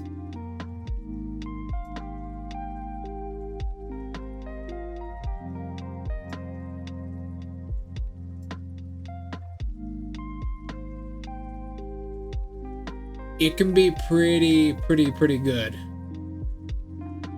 Stuff like feather falling you don't need because you have a fly speed.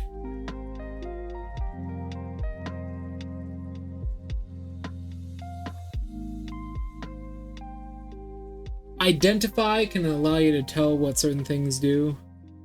Long stride can be actually pretty good for you. What long stride does is it increases your speed by 10 feet. And keep in mind, your speed is also equal to your fly speed. So you have a 40-foot fly speed. You want illusionary script? Okay. Illusionary script. Hold on, my cat is harassing my leg. Hello, sir. What do you need? Come here. What's the problem here, huh?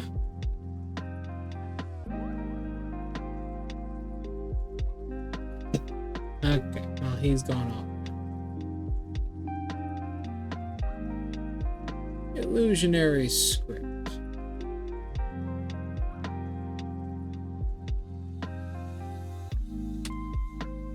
Nice. And then finally you get one more.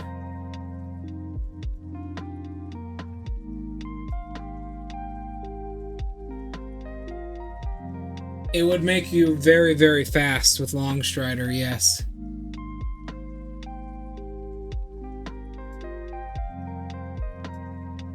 It'd make you very fast. And keep in mind, you already have a fly speed, so you're pretty fucking irritating.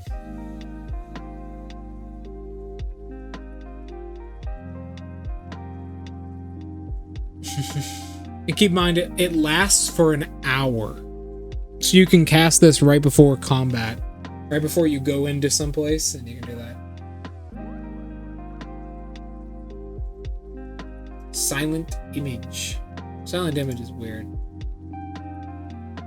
It's another illusion thing.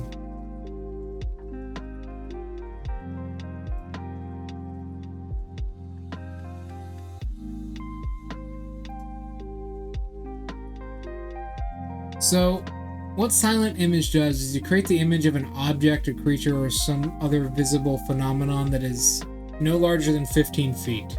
So basically, you got a big place. You get a 15-foot cube that you can, like, create an illusion in. You can use your action to cause the image to move to any spot within range. As the image changes location, you can alter its appearance so its movements appear natural for the image. For example, if you create the image of a creature and move it, you can alter the image so it appears as if it is walking. So it's an illusion. It's a big illusion spell.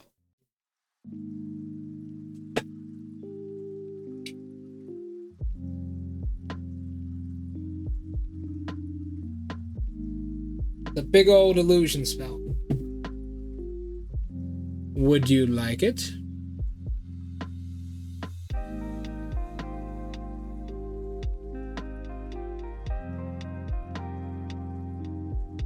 You want Strider? Alright.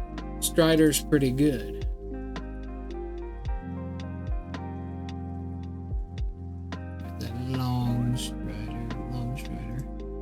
Because your race specifically states it's your movements, it's your walking speed in fly. Alright, that's your first level spell. Those are your first level spells done. Done and done. Now we just pick well, first we roll your stats. So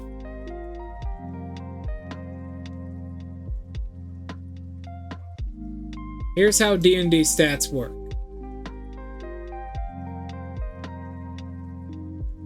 This is at least how I use them. You roll 4 6-sided die. You re-roll 1s and 2s. And you drop the lowest die out of the 4. So, this is some complex stuff. You roll this 6 times. 1, 2, 3, 4. A 16. Not bad. And you assign these how you want, right? So, 16. 1, 2, 3, 4. 12, drop the lowest. 10. Not bad, not bad. 16 out the gate is not bad at all. 10. 1, 2, 3, 4. Reroll 1s and 2s.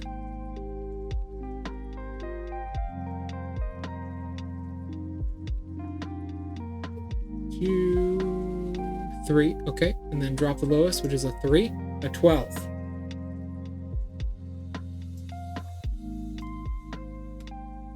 Twelve's all right. 1, 2, 3, 4. Reroll 1s and 2s. 1, 2. Ooh, that's unfortunate. That's unfortunate. That's unfortunate.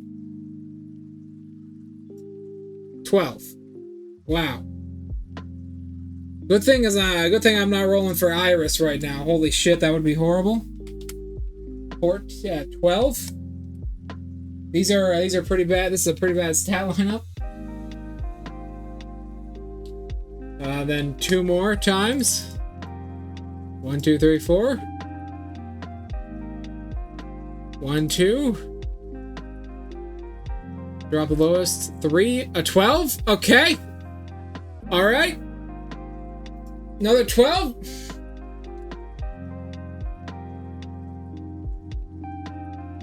Okay, and then 1 more.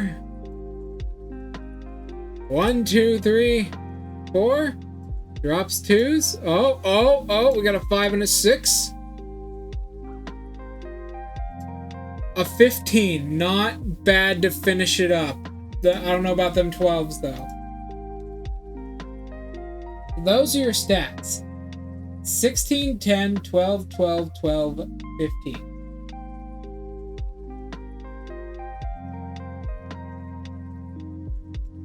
Now, you assign these in any order you want. If you want to be using a rapier, keep in mind you want good dexterity. Constitution is based on your health. Your hit points are a D8, so an 8-sided die. Intelligence and keep in mind charisma is based on how powerful your spells are. So, for your strength score, what would you like your strength to be? You're a new player, so just don't think you're making any mistakes here. You will definitely, but just go ahead. What would you like? Charisma should be the highest at 16. Keep in mind, charisma is a +3. At 16 is a +3. Keep in mind, you increase one of these stats by 2, and another one by 1. So I'm assuming you want that 16 to become an 18. Yes?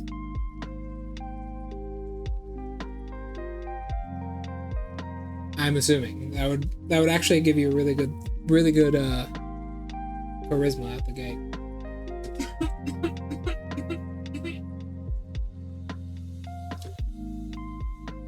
So 18 plus 4, not bad.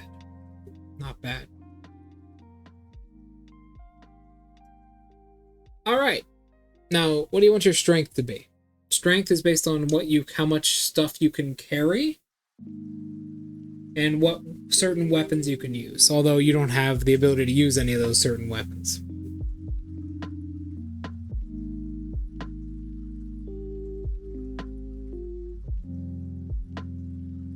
There we go. It's pretty good.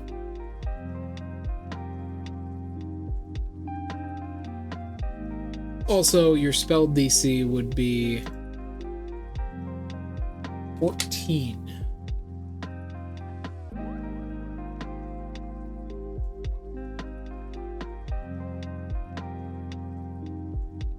Take your time to think about it.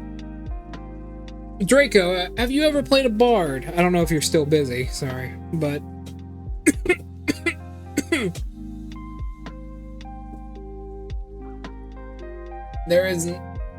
There is not, no. Speed is one of those things that is very stagnant. There's not enough a stat that affects speed. Basically, everything is going to be 30 feet.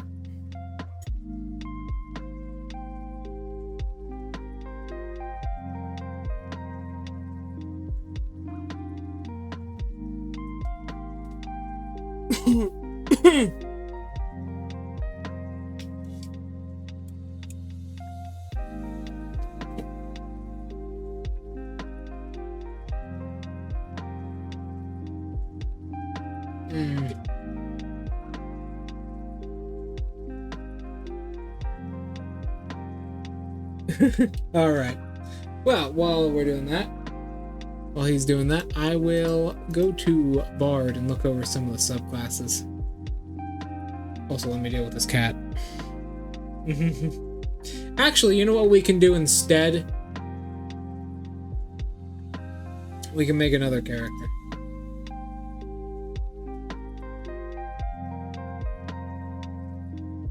Yeah, wizard. You gotta know what you're doing with wizard if you want to be a good spellcaster. Wizard can be fun, especially later levels, but a lot of their subclasses just kinda suck.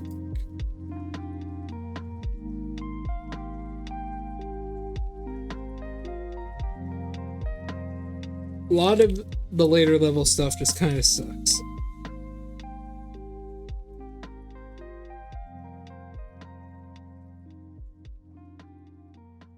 For subclasses specifically. I think Wizard probably has a case of some of the worst subclasses in the game, except for like one or two really big standouts.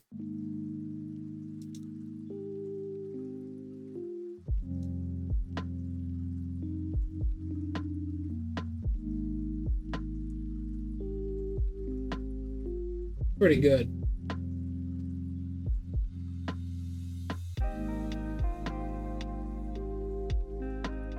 Yeah.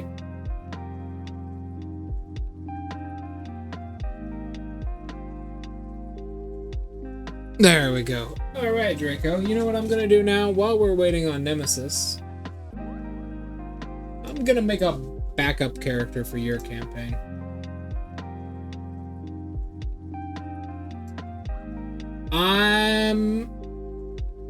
I liked our discussion the other day.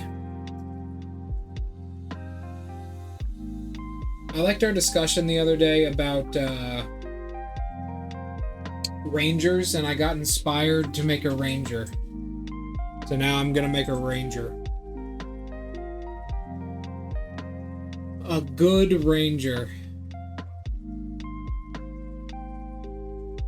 At least I'm gonna fucking try.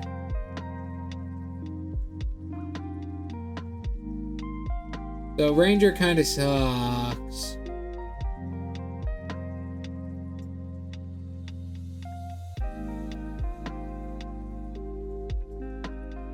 Ranger's kind of bad. But it can have its uses.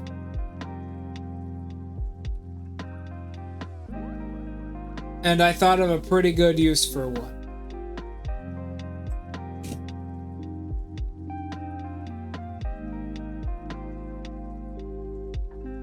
I can do that. The subclass for the build I'm making, the subclass has nothing to do with it. Except for like a little bit of damage. Beastmaster, here we go. See, Beastmaster kind of super sucks. You get Primal Champion. That's about it. I would personally take this.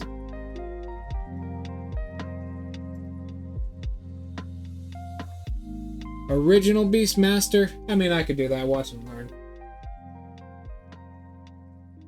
So, the thing is about Original Beastmaster, right?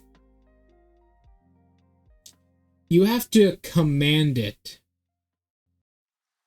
to do stuff. It won't actually do anything on its own. In fact, it's actually better if you're unconscious or unaware.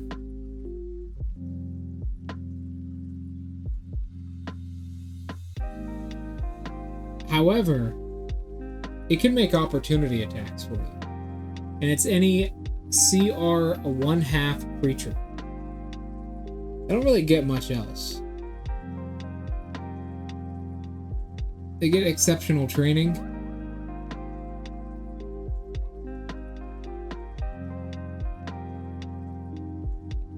It's alright.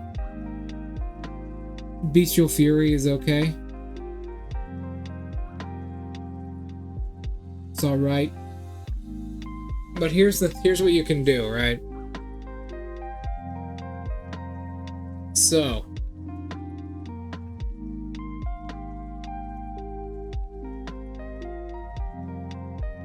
you're gonna want to be a tiefling.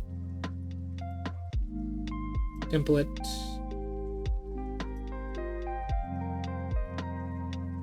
Copy. Paste.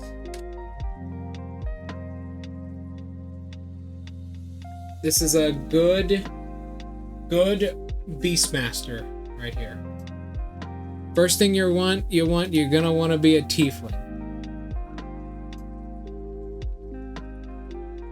You're gonna want to be a tiefling, a revised tiefling. Specifically, you're gonna want the winged tiefling.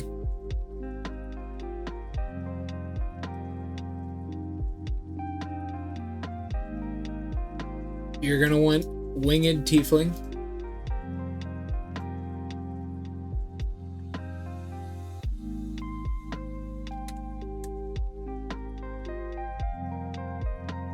We'll make this character, for the backstory I have in mind for him, we're gonna make him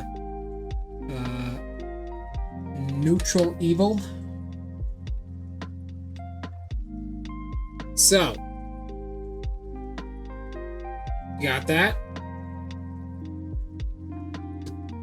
You're gonna want winged tiefling, so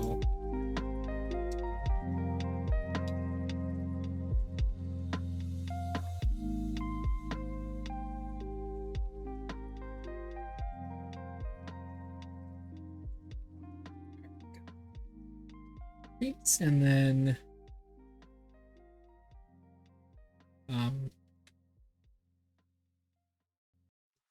alright, so let's go and get the tiefling stuff.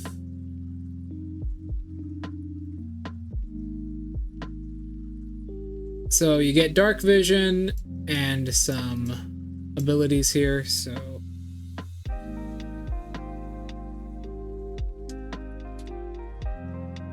there you go. Good stuff all around. Fire resistance to fire damage is pretty good.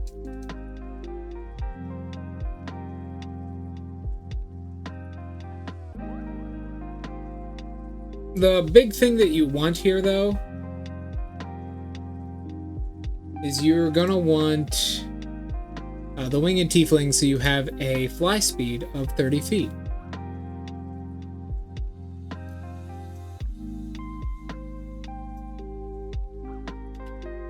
Having a fly speed of 30 feet, so long as you're not wearing heavy armor, is pretty good. Flying is just really powerful.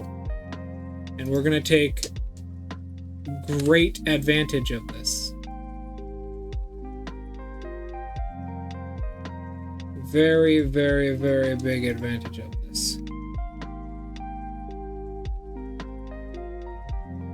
So you have a fly speed of 30.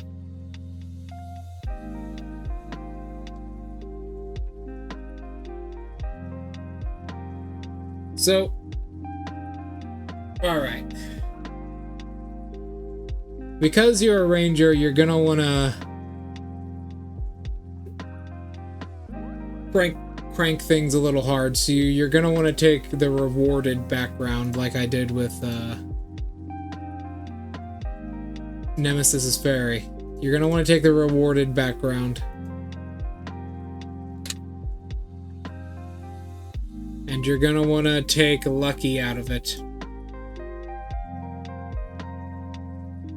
Getting lucky is never a bad thing.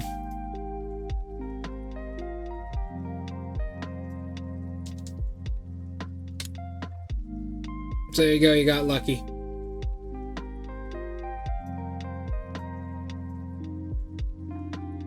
You thought I was foolish? Alright, so Draco, do you know where I'm going with this thus far?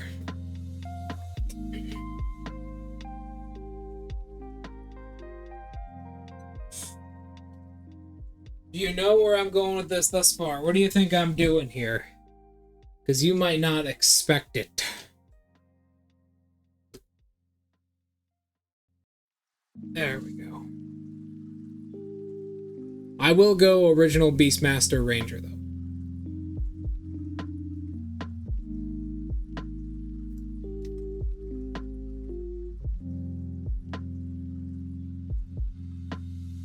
I will be going original Beastmaster Ranger.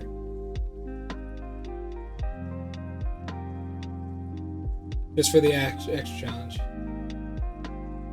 Indeed! A flying ranged combatant that shuts down the field with their friend, their beast, because they can use reactions, so you can force people to move past it to get to you or get to a good position. So we're gonna go. So rewarded, so you got lucky, so you can always re-roll. And then for our other ability, we're gonna go for, where is it? I don't think it's actually on the Wikidot. It's a UA feat.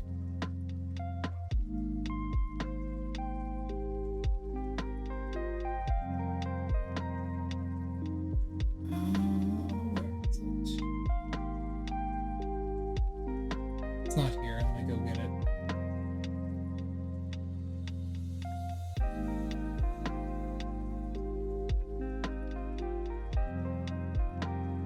Actually,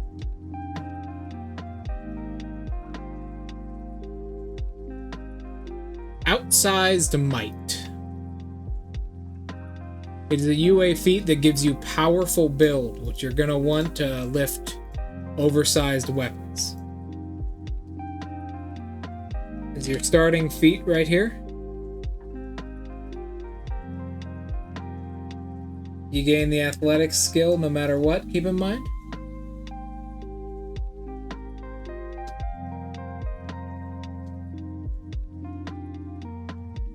So, athletics is always a good skill to have.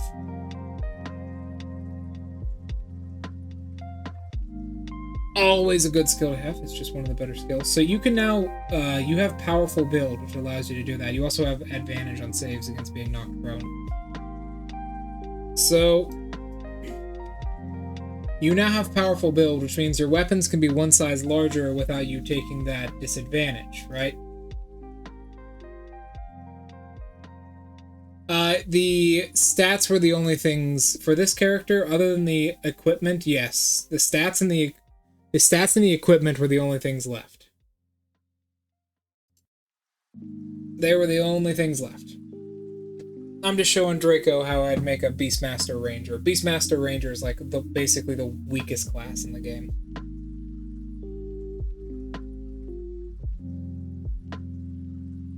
So go ahead, you know your stats.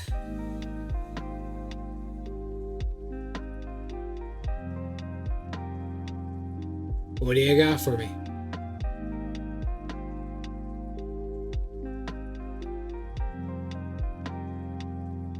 I'm waiting with bated breath.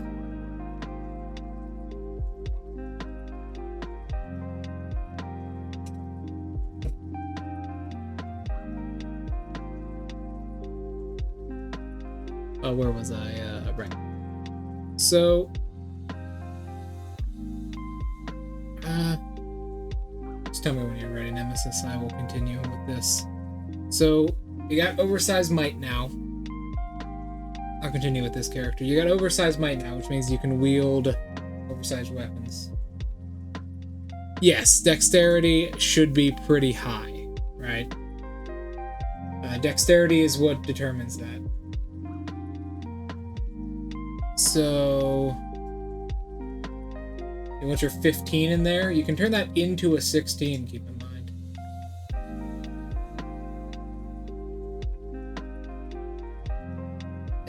Constitution. Constitution is what determines how much health you can have, right? How much health you have. Makes you harder to kill.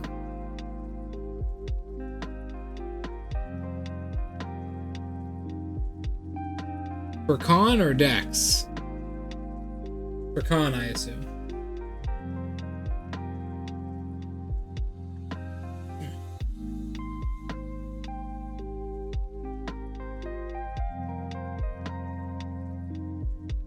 Okay. I will assume Constitution.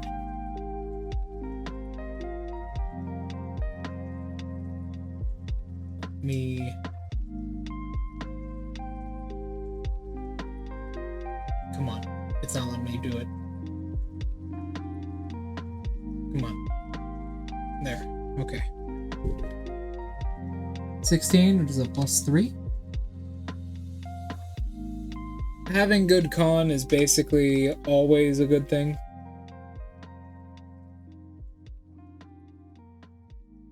Health is not a stat. That's connected to your con. You mean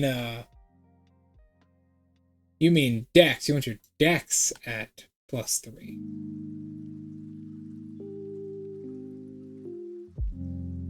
You want your con at 12, which is a +1. You want your dex at 16, which is a +3.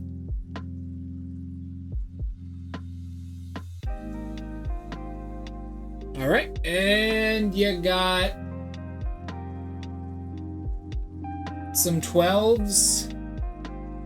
You have a 10 and 2 12s. So what do you want your strength to be? You are confused? What are you confused about? Go on. I'm listening.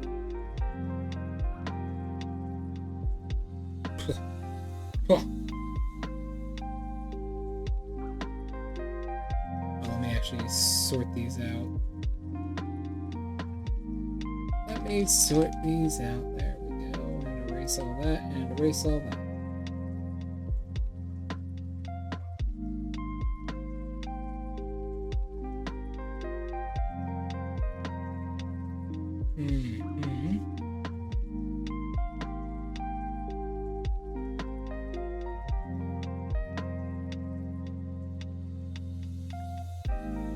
Then Dex and Chuck.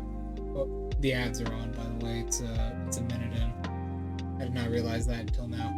Oopsies. Oh well. Go on. I mean, Dex and Charisma are kind of the only things you have to like fully worry about as a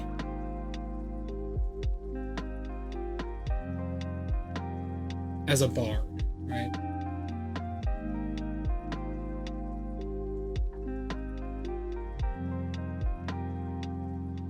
I mean, you have 3 12s, and a 10. So what the question is, what do you want to be your lowest? Strength, intelligence, wisdom, or constitution? I'd suggest putting a 12 in con. So what do you want to be your 10? What do you want to be your lowest stat?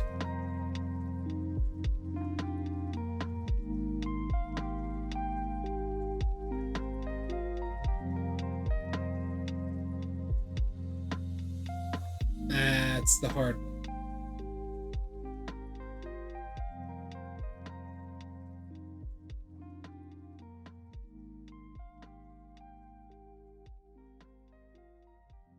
This is the hard one.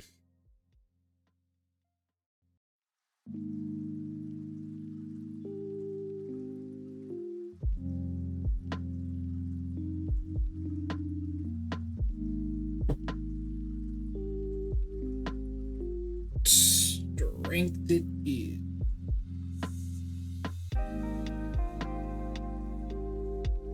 That should be good. You're good. That's the character.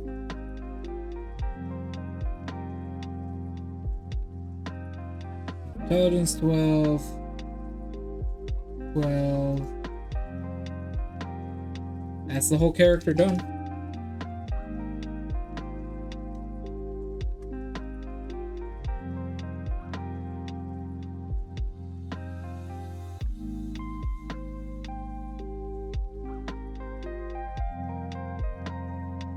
So a D8, keep in mind you take max at first level, so you would have 9 hit points.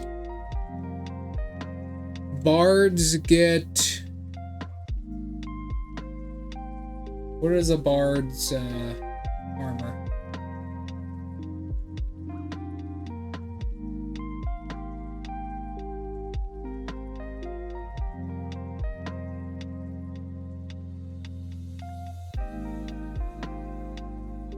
You get a rapier, you get a leather armor. Okay, so your AC is good. Do you get a shield at the very least? No, you don't even have proficiency in them. Okay, so you get... Your AC is...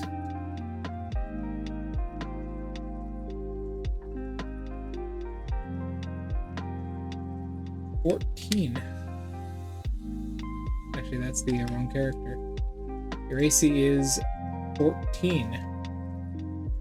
Which is okay.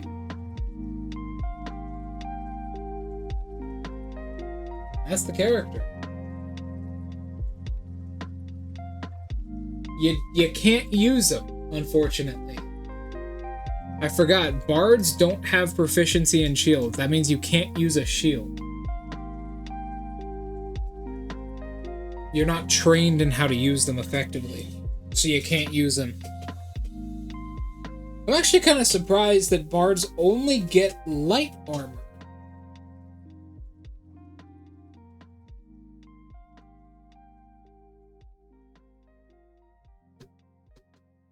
But you're not really going to be in a position where you need super high AC anyways, right? You can fly. That's the character. Right there. I'll keep this... Hold on, let me name it properly. I'll keep this... If you ever want this character, like, in text directly, just email me, or not email, contact me on Discord, and I'll just copy paste all of this to you.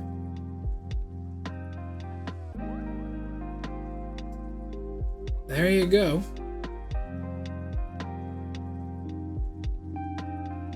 It's alright. You got a lot of mobility. You gotta use your mobility really well, because the fact that you have Misty Step and have a fly speed is pretty good.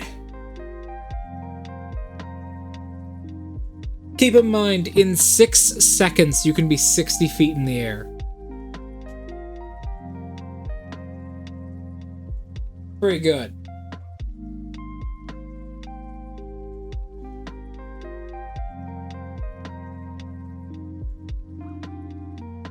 Well, let me stretch real quick.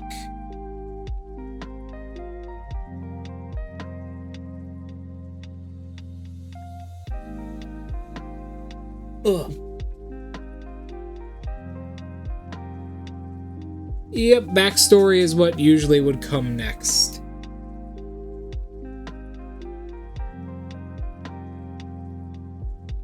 Backstory is what will come next.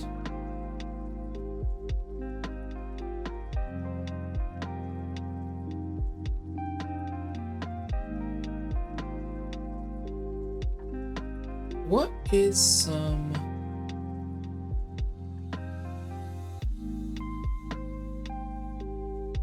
good CR4 creatures. CR14 creatures.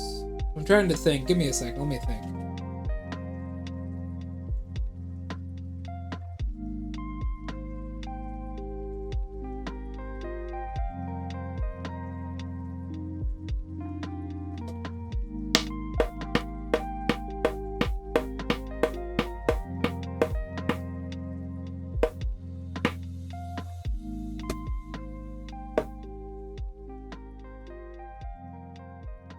Okay, I got an idea.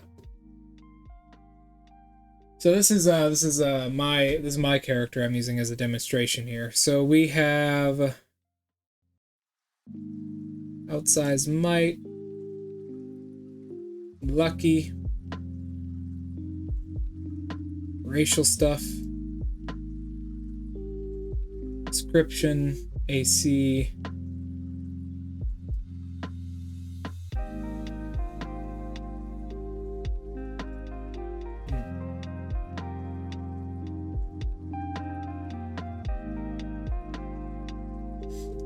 It's fine, Nemesis. We're just having a good time here. This is a celebration stream, after all, for 25,000 views on our YouTube channel.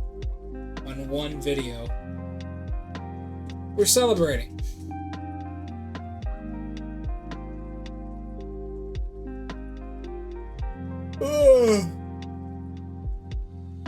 I'm kind of hungry, goddamn. It's only been 4 hours. What else can we do here? Alright, Draco, watch and behold.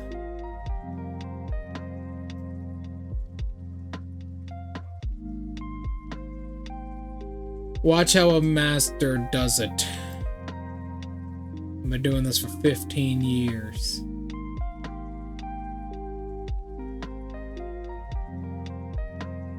So, proficiencies...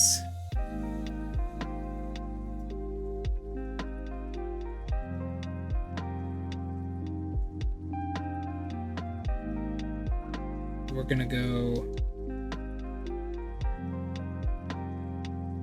There you go.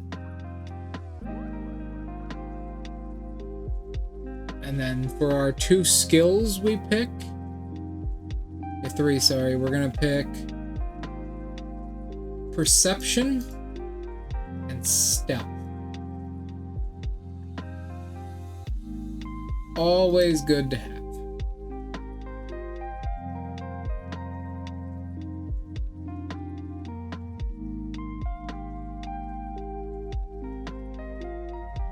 Always good to have.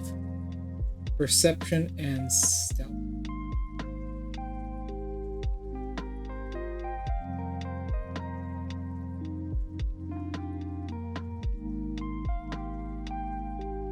Thing is,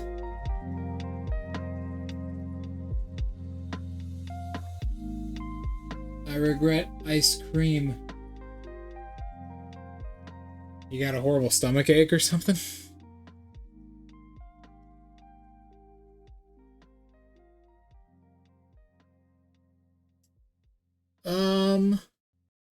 The perception, stealth, and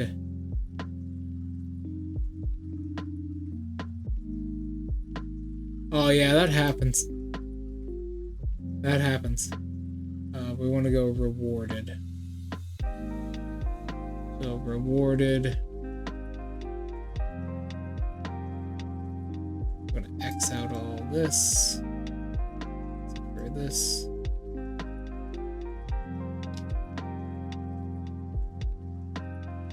Rewarded.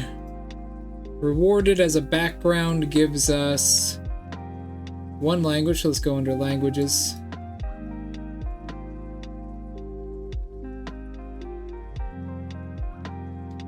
Languages.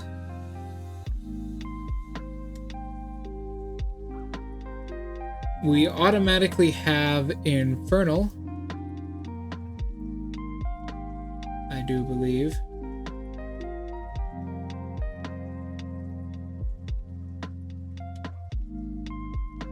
You gonna be alright, Draco? Lactose intolerance is kind of fucking sucks.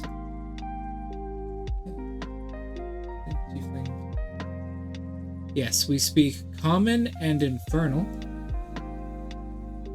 We also speak an additional language from our backstory, which we are going to make probably Elvish, if I can spell it correctly. Yes. Elvish is always a good one to pick up. Actually, for this character, we're going to make it Abyssal. How do you spell Abyssal? Oh, let me just look it up.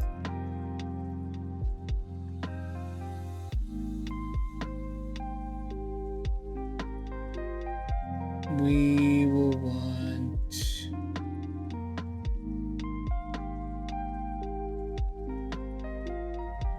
D&D. Is there no, like, list of languages? Yes, Abyssal right here.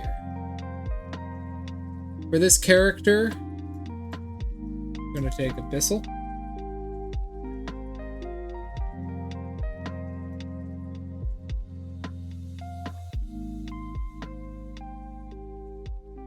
Unbold it. Then we get the... okay. Abyssal, thank you. I'll leave for 45 minutes. Okay, see you, man. I'm sure Draco's having plenty of fun. Listen, Draco, Beastmaster may be difficult, but it doesn't mean it can't be done, alright? Doesn't mean it can't be done. Alright, as far as our last skill goes, it's probably gonna be fucking...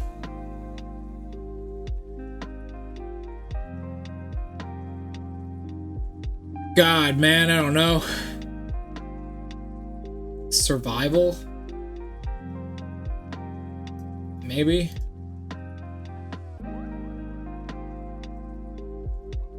It can be good sometimes.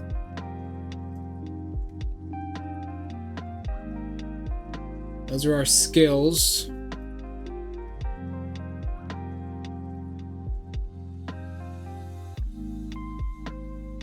I'm gonna move all these forwards a little bit.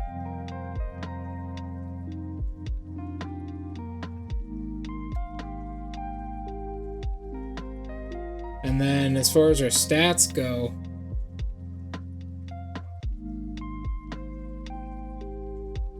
he's trying to do it again. He's trying to break mailing out of the cube. The divine artifact. Okay, well, that means that I'm going to, in the next campaign I do, I'm going to put a dragon girl inside of a tiny divine artifact.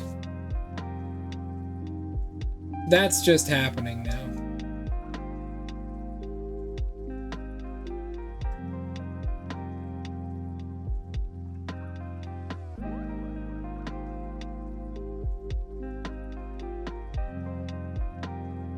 I'm going to put a dragon girl inside of a tiny divine artifact. This is my most used... This is my most used fucking GIF ever. And it's just a guy walking up and smacking me, or Mailing, with a wooden stick. Okay, where was I? Rewarded... Yeah, mostly just a bunch of jobs. We get a tool proficiency. Playing cards.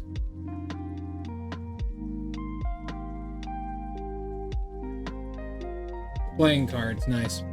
This is what we do, Draco. You ready? Alright, Draco. This is it right here. This is where our build all comes together. Yes, excellent. Alright, so... Our weapon is an oversized longbow, which means it does 2d8 damage, right? Unfortunately, I have been shackled to Beastmaster. However, we are going to take, not favorite enemy, but foe slayer for that extra d6 and d8 at higher levels. And we're actually going to be taking, surprisingly, we're going to be taking Deft Explorer for the additional 2 languages. And we will be taking Elvish. Where is it? Elvish. We're going to be taking Elvish. Damn, I'm fucking hungry. I don't know how.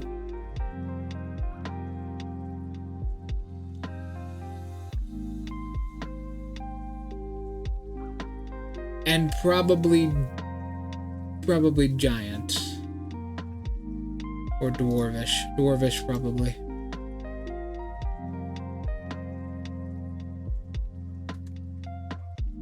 You see where I'm going. So, that many languages out the gate, Draco, not gonna lie, that's pretty fucking good. That's pretty fucking good. 5 languages out the gate, and they're some pretty common languages. That's pretty good.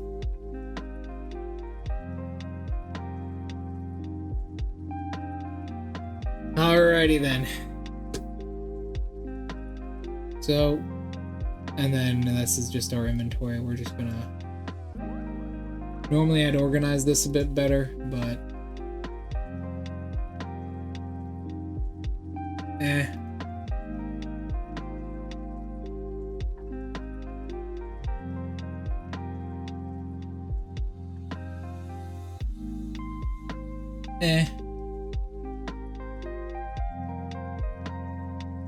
Just gonna do that.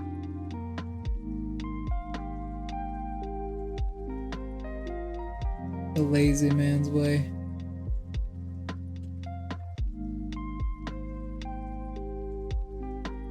There you go, that's our inventory.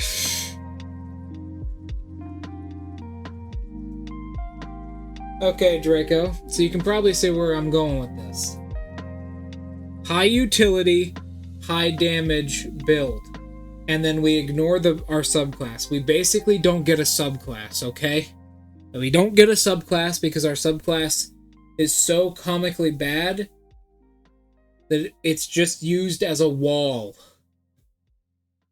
It is a wall, and that is it.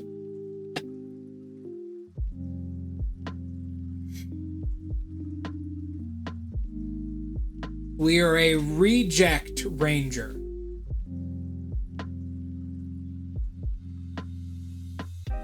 It is a wall of meat, yes, indeed.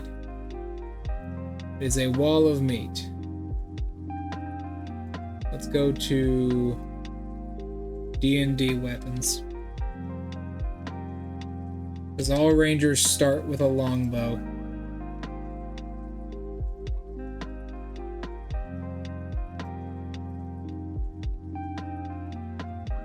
All rangers start with a longbow thanks to our feat. As long as the DM is merciful, we can start with that 2d8 longbow.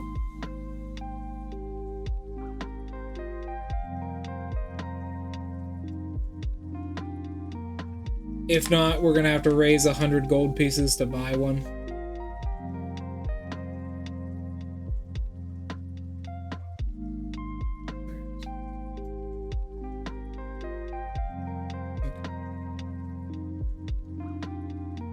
There you go. Not too bad. Not too bad. We have a wall of meat and a good damaging longbow. Yeah. And then we have an issue. So, class features right here. Ranger's class features at first level are pretty bad. We're going to be taking Favored Foe for that extra damage, because God knows we need it. Favored Foe, and then Deft Explorer for the increases in our abilities. Because Favored Terrain is absolutely awful.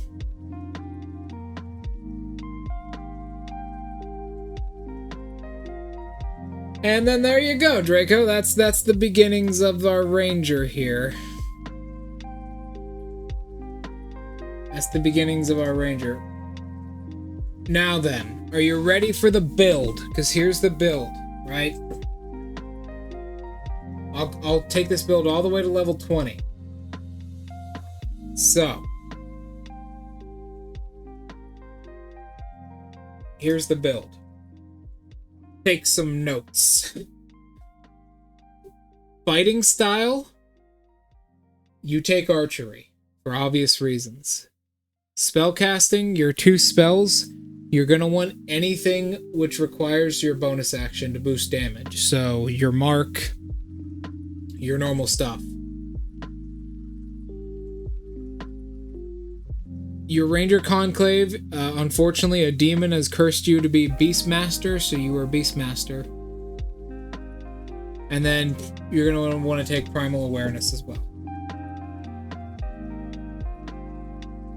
Primal Awareness is pretty good.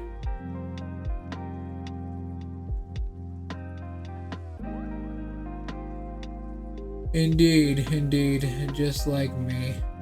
Primal Awareness is really good. You can just kind of be good. It's an action, but whatever. Ranger Conclave. It kind of sucks. But what is a good creature for this?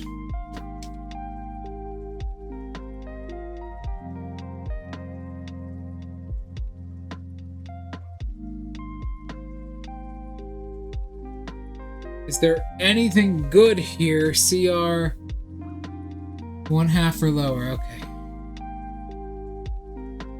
Giant frog, giant lizard, giant centipede. Ox, legacy. Giant bat, maybe? You want something with high HP.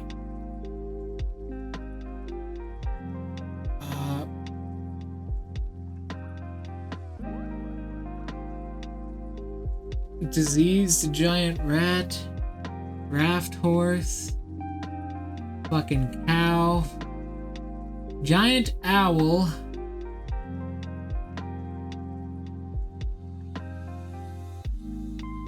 a giant snail. What a giant owl. Pretty good. Pretty good. 19 hit points ain't bad. Actually, I think this might be the play right here, Draco. Or maybe a giant snake. It has a fly speed, but so do you, so it doesn't matter. Maybe a giant snake. Wow, this turbo sucks. Okay, not a giant snake. Giant wolf spider. That's even worse. Okay. A giant bat. That's even, I mean, its HP is kind of good. And it's got good dex.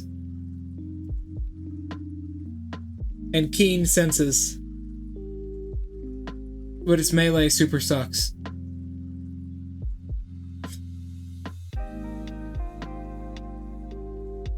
Giant lizard variant. It's alright.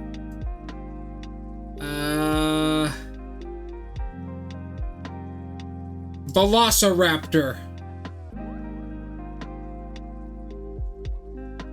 Actually,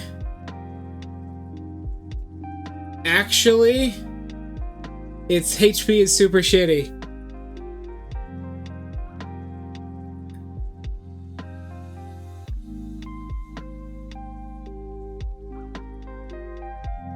Okay. The Velociraptor's allies. You're a ranged build, though. That super sucks for you. Okay.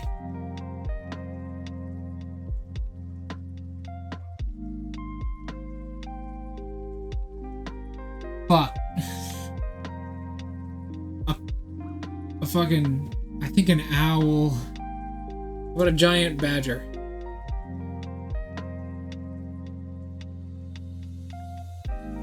This also sucks.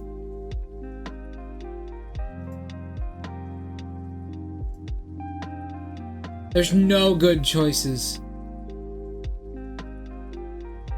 What about before this? Bloodhawk, giant rat. What about diseased giant rat? It's got pack tactics.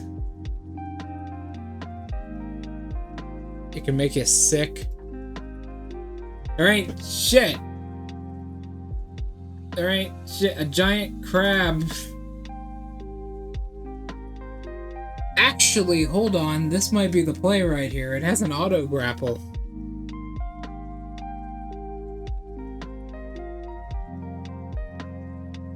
That might be the play, Draco. It has an auto grapple.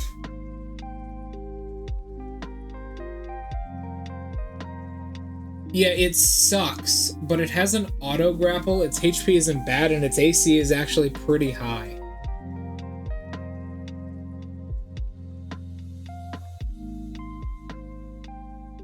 It has an auto grapple. The target is grappled, so on its turn it has to make a roll to escape, so it ain't going nowhere. It can't really approach you.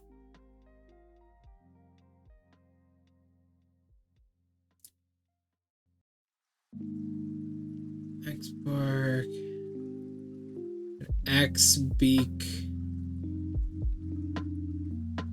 It's got a fly speed of 50 feet, but it's just its unarmored is bad. Okay, we're gonna find out a good one of these. I'll be right back. I need to go grab some snack real quick.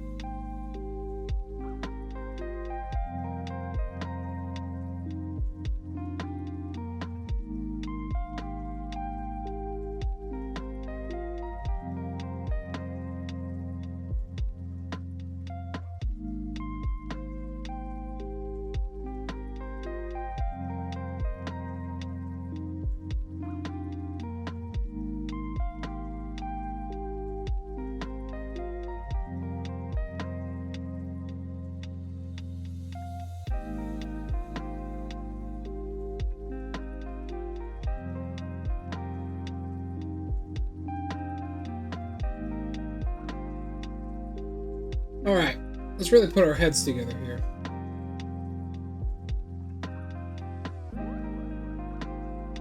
Swarm creatures naturally have resistance, I believe, to BPS. Stench cone? Damn, that fucking sucks.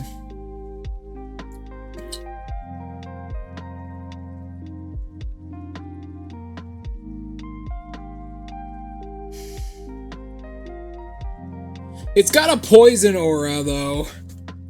It's got a poison aura. And its strength is +4.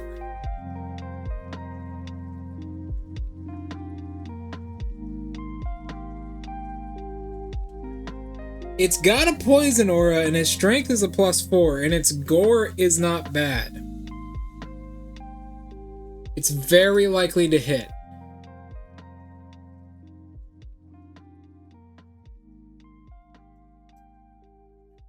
Oh, a swarm of bats.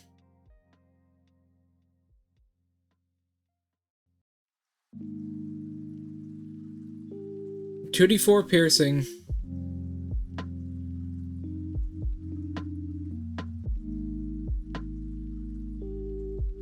Yeah, they have resistance to BPS.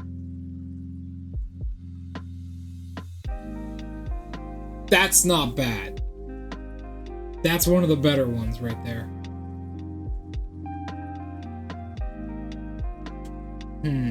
Indeed, that demon did.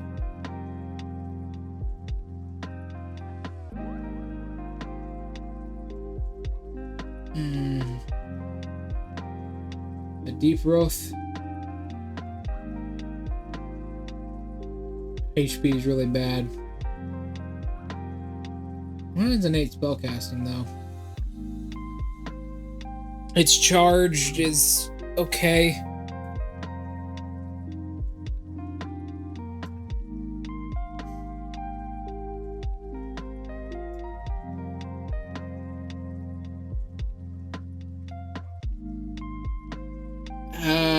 No. Bad. That's just bad. Now, hold on, wait a minute. I know a fucking... Hold on, I know one.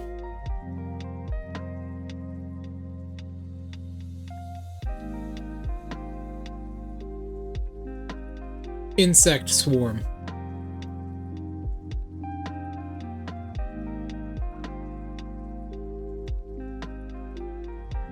It is a CR 1/2. Not quite. Can't quite do it.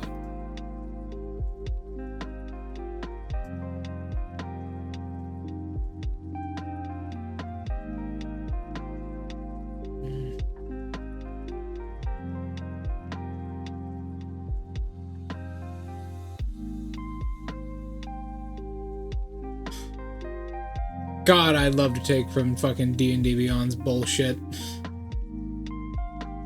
There are gonna be so many hilarious creatures in here.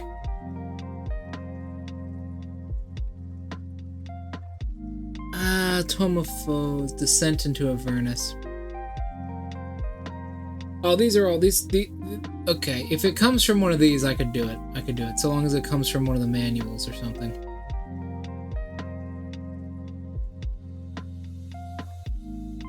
It has to be a beast, though. That's right, doesn't it? It has to be a beast, I believe.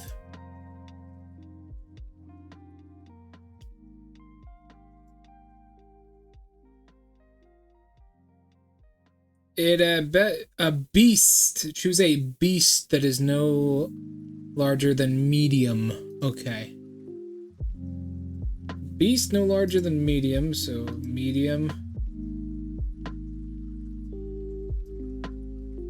And then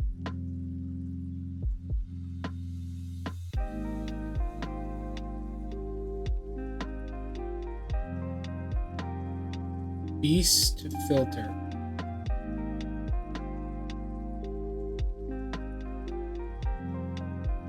No, we can do this. This ain't bad. This is just irritating. Legacy, giant badger, giant frog, giant poisonous snake, panther.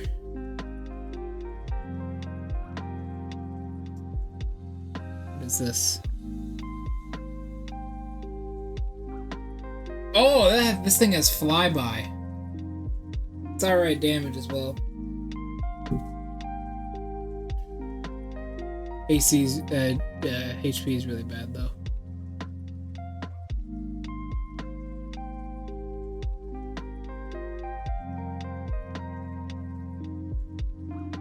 A snail. Lost Mines of Fendover. I know exactly what fucking stat block that is as well. Swarm of rats, a wolf. What is a wolf? I think giant crab is the pick. Holy shit. Giant crab or fucking bats.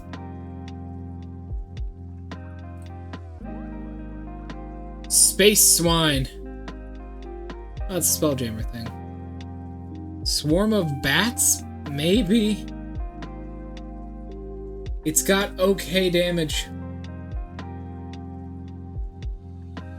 It's got good HP. It is resistant to BPS. It's resistant to all status effects. It has keen hearing.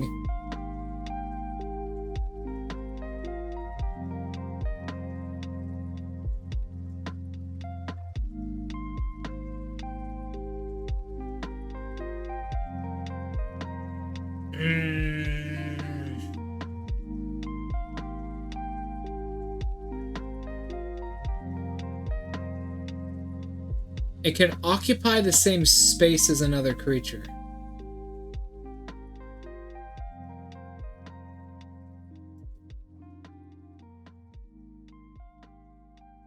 Having resistance to BPS ain't fucking bad.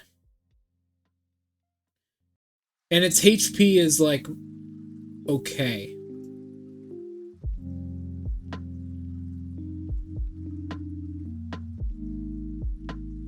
I'm thinking, I'm feeling the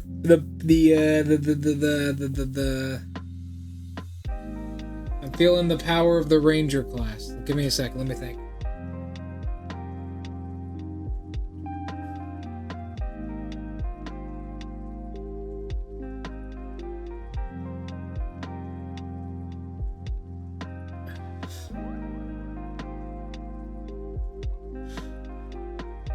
I'm thinking. Give me a second. God damn it. A fucking mastiff. A mule. A camel. A bloodhawk. Giant diseased rat. Dolphin.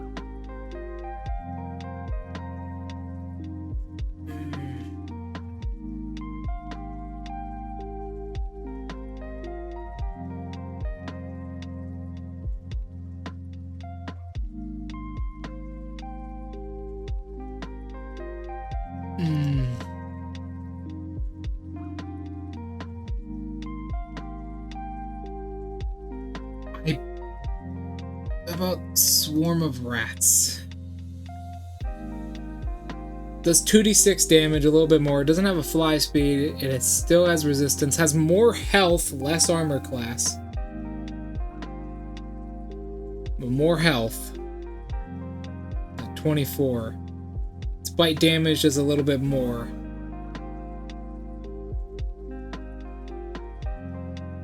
How about a Swarm of Ravens?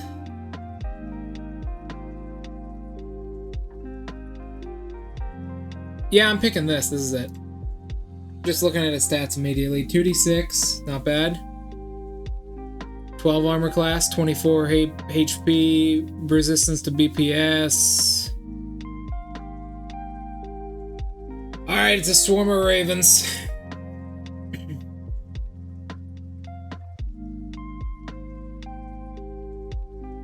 Ain't bad. That is not too shabby.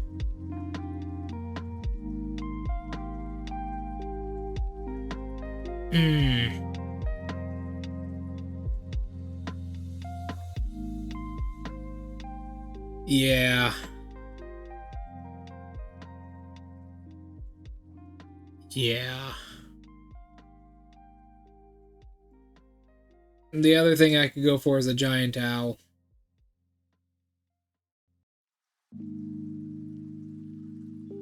but it doesn't have resistance to BPS.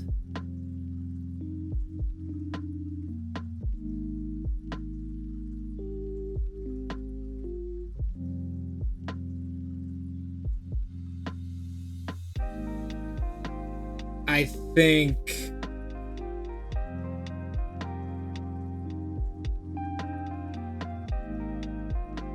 think it's gonna have to be a swarm of ravens.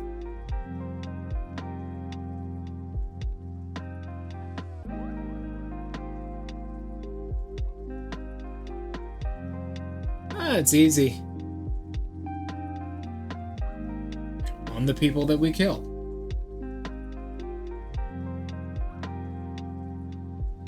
They're also a tiny creature, which is good.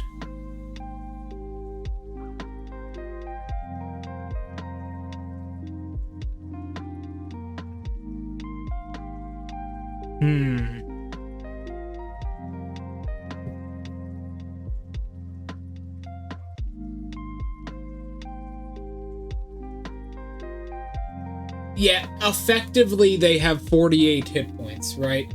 Effectively, they have 48 hit points so long as it's bludgeoning, piercing, or slashing damage, which most damage is.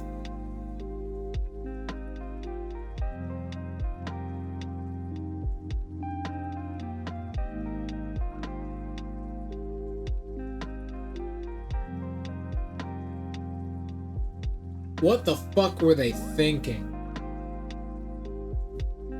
What were they thinking? Okay.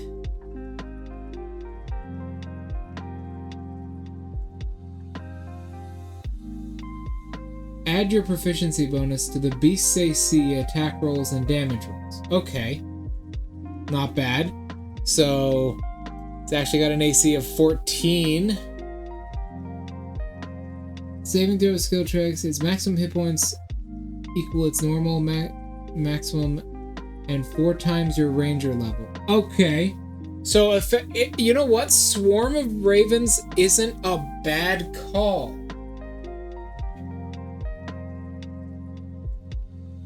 It isn't a bad call because it's got good HP.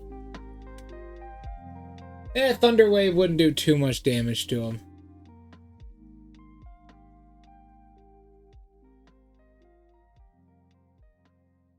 Thunder Wave wouldn't do too much damage to him. They're not vulnerable to it or anything.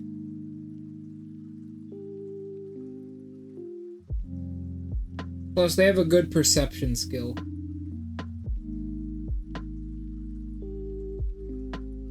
So effectively, they have above 80 hit points, above 50 hit points as far as BPS goes. Okay. I mean, this still, and they have a fly speed faster than me, actually. Funnily enough.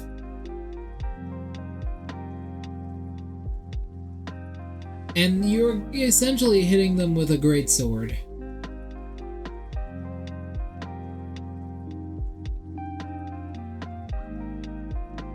Okay, yes, it sucks, but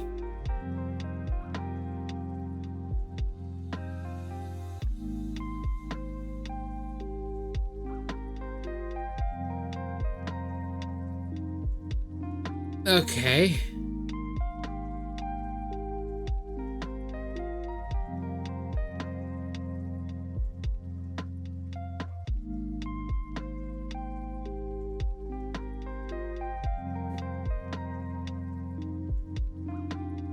It's okay. It's not that bad. It's essentially 50 HP on the board. It's not... I mean...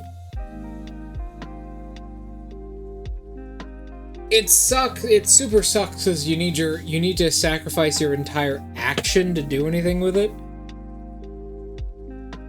But it's not horrible because it's just a body you can put in the way that has essentially 50 hit points. At first level, not bad. Sorry, third level. It'll have over... Sorry, if you're third level, then it'll have over... essentially over 80 hit points, because it has resistance to BPS.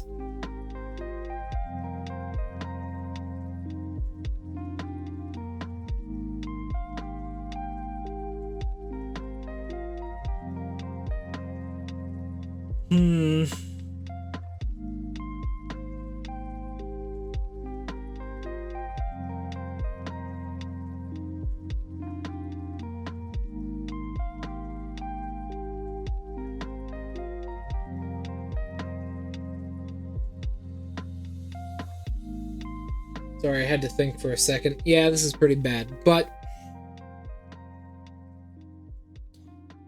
let me try and like conjure up something from memory real quick.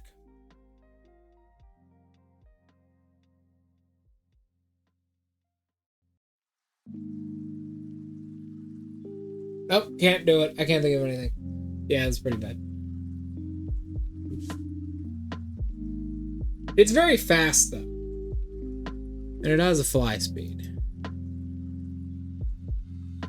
Alright, Draco, so that's the subclass right there, level 3. Basically, it's a body you put on the board. And they do stuff.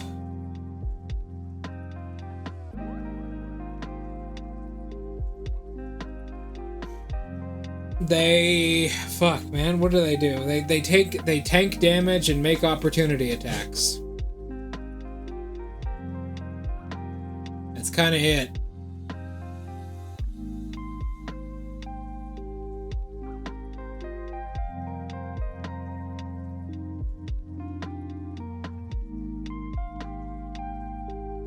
Yep. I was trying to think of any of the other features, but that's actually it for them. Damn, I'm fucking exhausted. That literally took all my energy from me, Draco. I'm not gonna lie. I feel fucking exhausted after that one. Having to, like, use my head to make a shitty character. Fuck. Is there any point where you get another mount? Another creature? I don't think you do. I think Beastmaster is just that bad.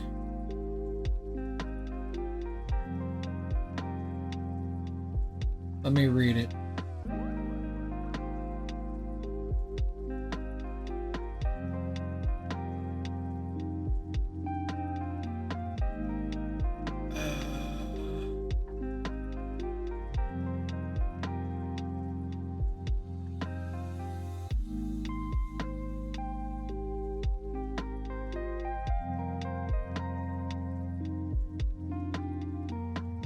That is true, yes.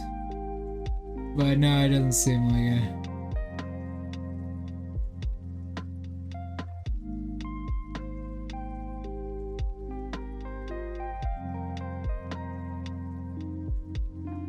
You can give yourself the help action. Because you have a fly speed too. You can give yourself the help action on your turn. Because they can occupy the same space as you.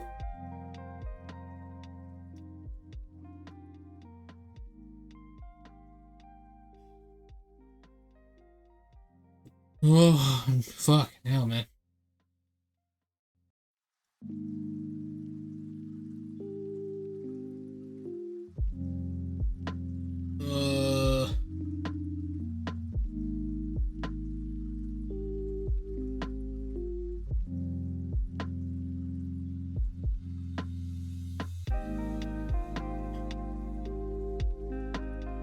I don't know. Level 4, you're gonna want to take, hold on. Would that really be good here?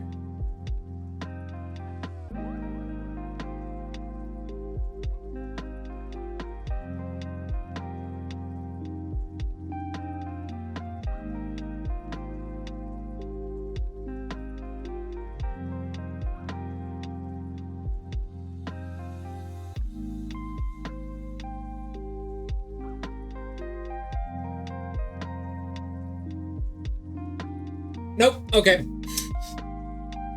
Alright, I had to really think about it. I had to really fucking think about it. I had to really think about it.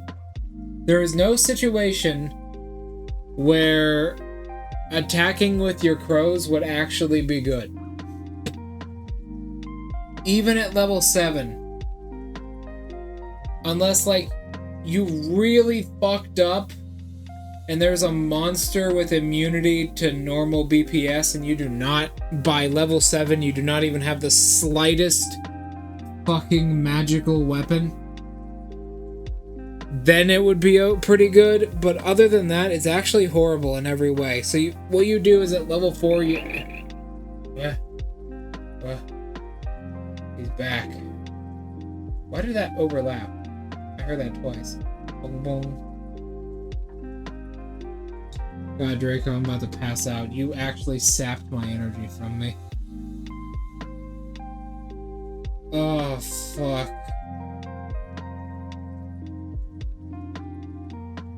I actually got fucking lifesteal stolen right there. With this stupid shit.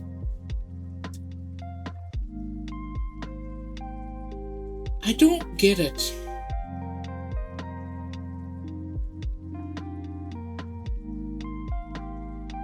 I don't fucking get it.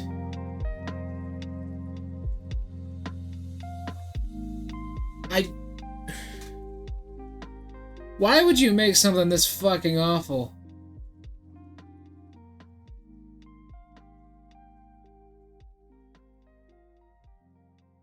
When you cast a spell targeting yourself, you can also inflict...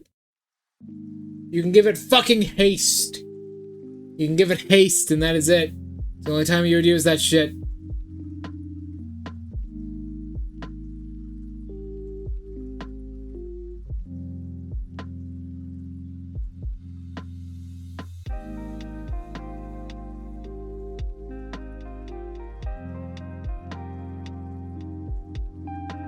I don't fucking understand.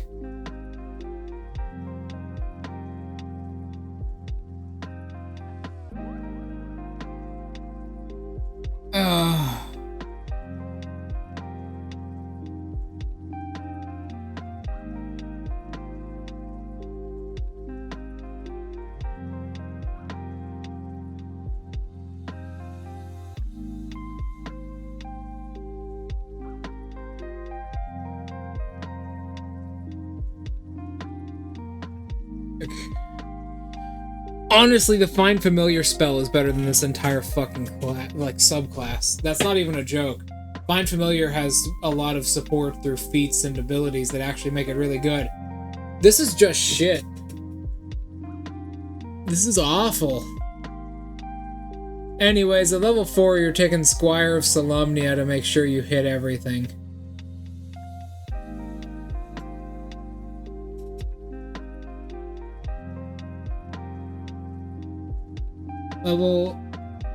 Level 5, you get extra attack, so your life's a bit better.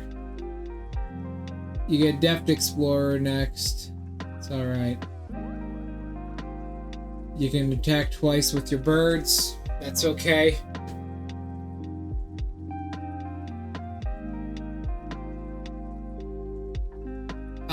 Your ability score improvement here at 8th level. Let me think, I gotta think.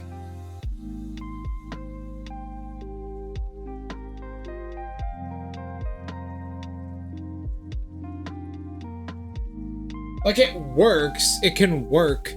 If you pick Swarm of Ravens, you can have like a 100 hit point body on the field that blocks pathways and has magical damage. Like, it works, but as a hunter, I could just do that anyways. I could just do that damage anyways. Like, it's not bad. It's just tolerable. It's like that one kid in school, you know? It wasn't a bad guy. It was not a bad guy. But he was real fucking annoying. And you could barely tolerate him. It's like that.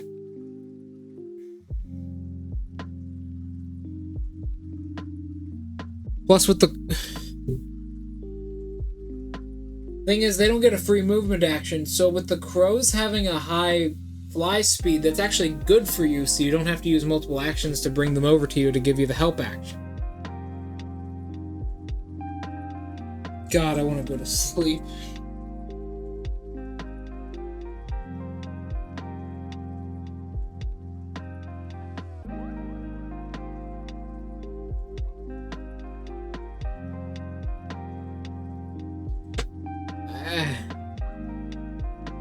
Sometimes I think that, like,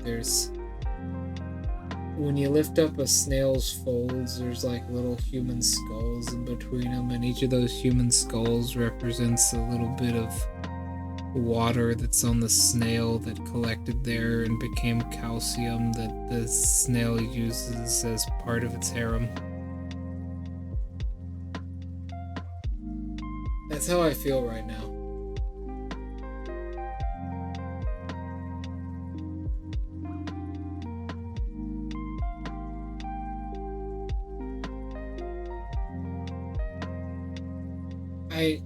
Who gives a shit about healing it? Who gives a fuck? It's there to die, and then be revived, and then die again.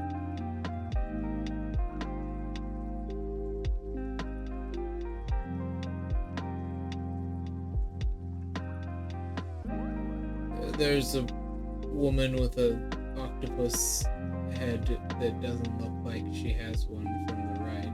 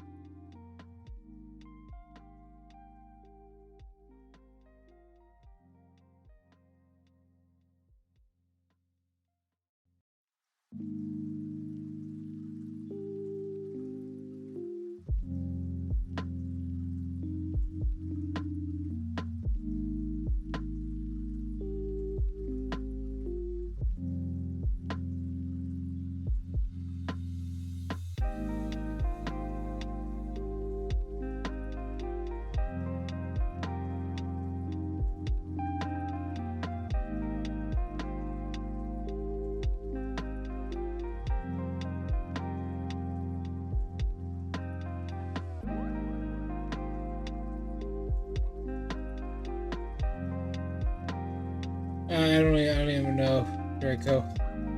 I don't really feel much right now. Alright, so... fuck it. You know what you do at level 8?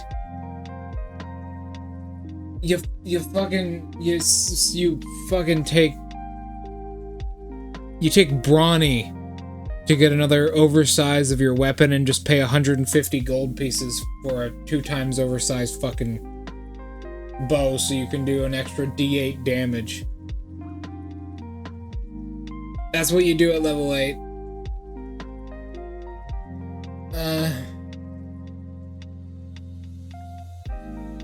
Level 12? Yeah, I don't know.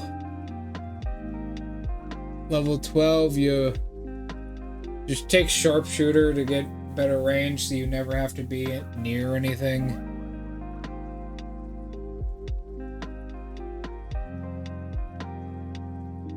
Fucking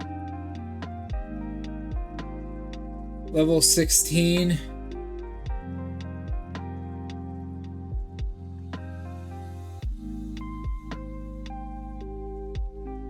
Duh.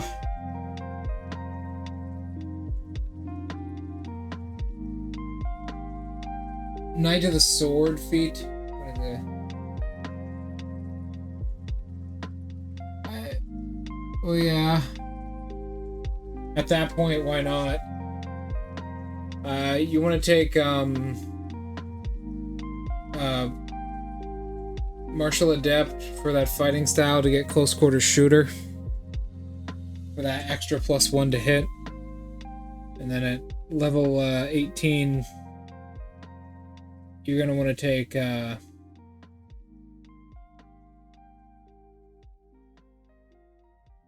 sorry, Fighting Initiate at level 16. At level 18, you're going to want to take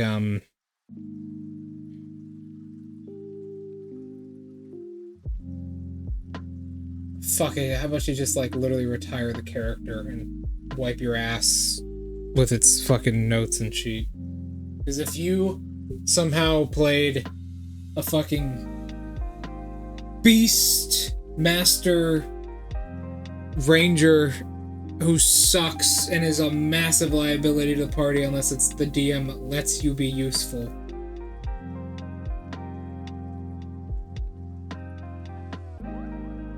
I mean, you're only doing 3d8 plus 5 damage at high levels anyways. Twice, so you're doing 68 plus 10, which is fucking nothing. It's fucking nothing. Yeah, you're gonna hit no matter what. You have Lucky and Squire of Solamnia, but it's fucking nothing. The fighter can just... Even if he's not using any oversized weapons, even if he doesn't go for that whole build and sacrifice those feats to get it, he still can just do more damage with a greatsword or a battle axe at level 20 because he's got fucking 4 fucking attacks and then can action surge.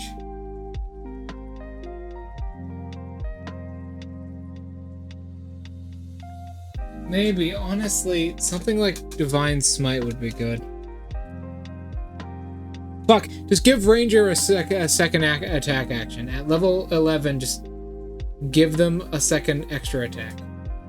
That would make them really stand out. That would make them really stand out amongst all classes. If you do that, Ranger's okay.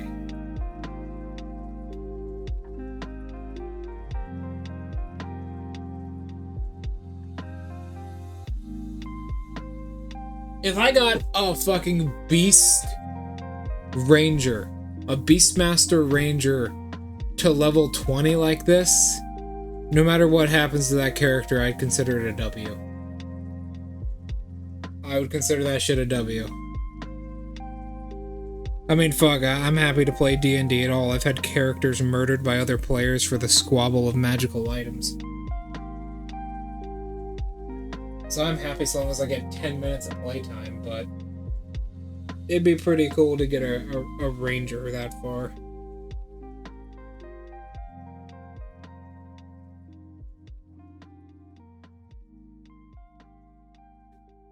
How's the campaign coming, by the way, Draco? How's it going? Is it going good?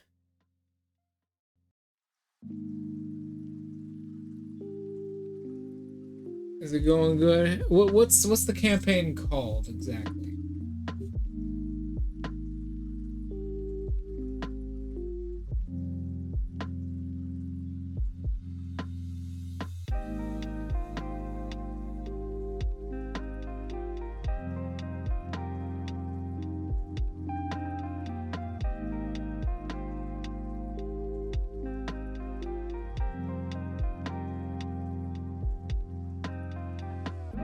Man, that's a weird name.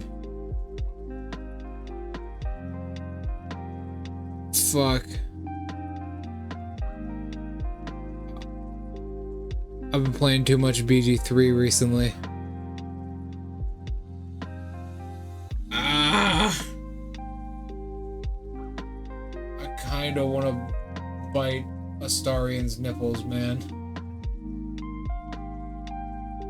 Not gonna lie, that scene where he stabs that guy to death.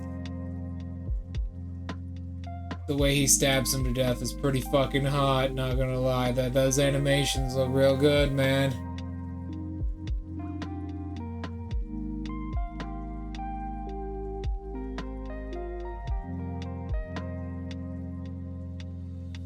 Well, I'm sure everyone is real excited for it. I hope we can play it soon, but I don't know if my mind is ready to think about stuff like that right now.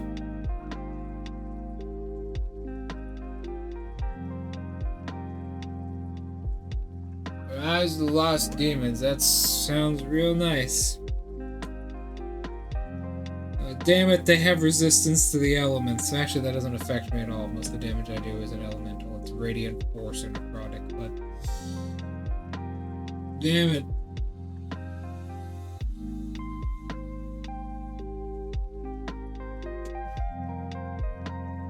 You ever play Baldur's Gate 3, Draco? You remember the end of Astarian's questline? I've seen some people be stabbed like that, like stabbed to serious injury. That's usually what it looks like. That's what it looks like right there. It's a lot less ceremonial than you think it is. When a person... Like this one time... I heard about Busto. Busto was up by the old school building.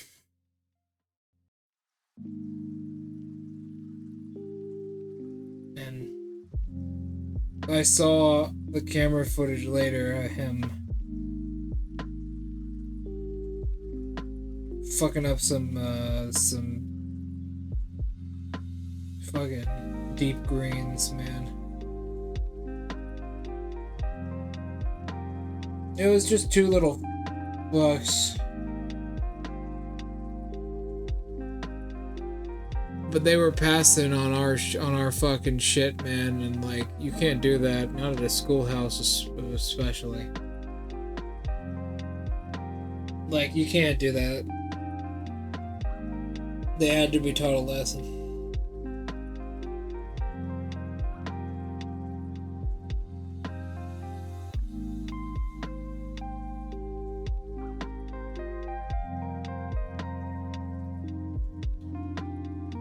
You get it, Draco? I'm sure you understand. Like, you get how, like, metal ravens are attracted to, like, light posts made out of blue mists that are actually in the middle of a alleyway in medieval Britain next to a stone building where inside is a museum for clockwork.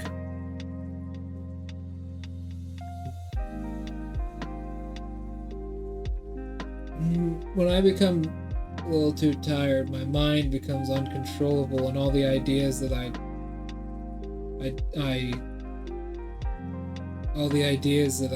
go through just don't have any limits on them anymore, so my mind just starts coming up with shit. Like the flaming carrot, who has a It's fucking electrical pogo. Like,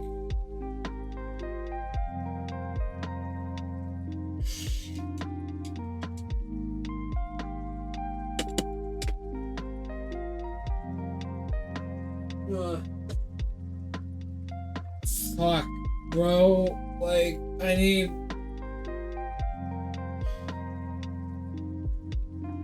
Oh.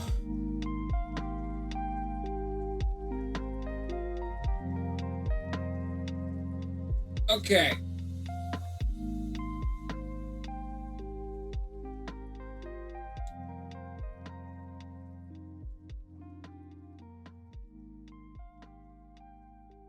Fuck.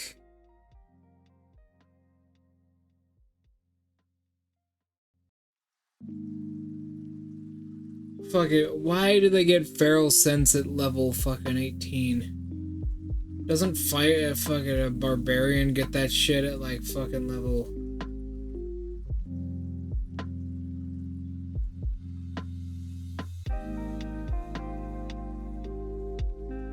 Fuck. It's alright. It's kind of sucks though.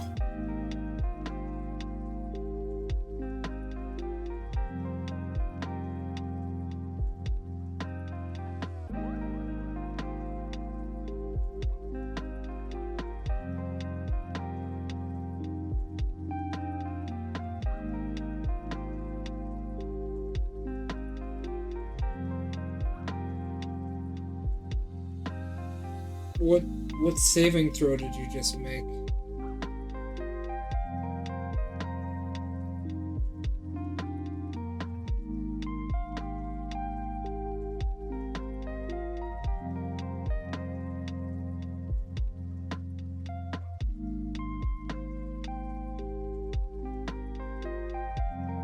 Right, okay. Alright.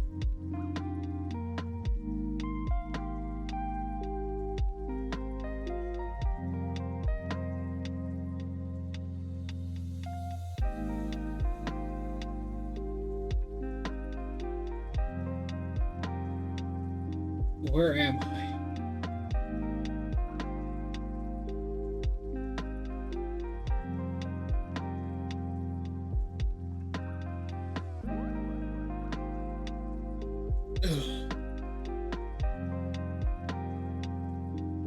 Walking down the road of sorrow and despair, I notice a crossroad sign waiting for us at the end.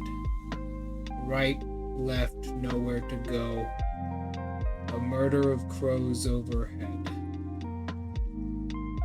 whose omnipresence clouds our minds, steals our vision, and takes our souls.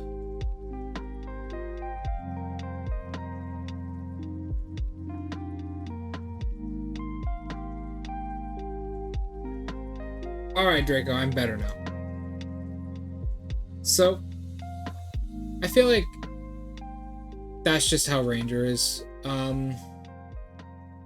Let's stop talking about Ranger, shall we? Let's stop talking about Ranger. Probably for the best. Let me get the stuff ready.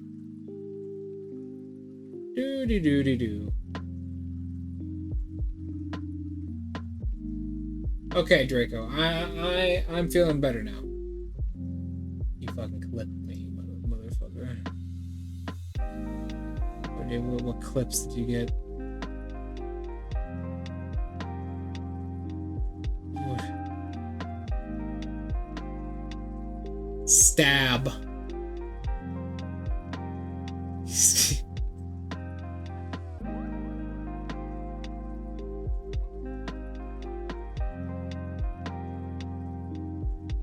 God damn. No.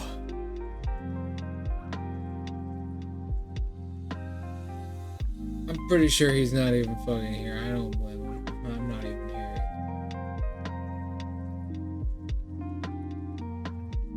Fuck.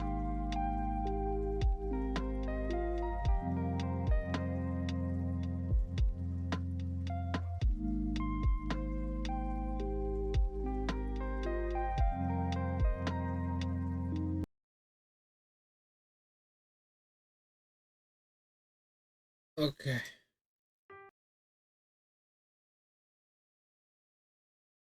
Alright, we're good.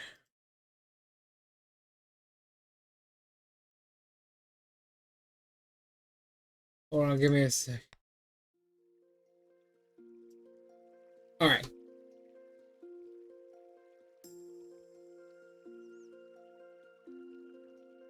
Back to work.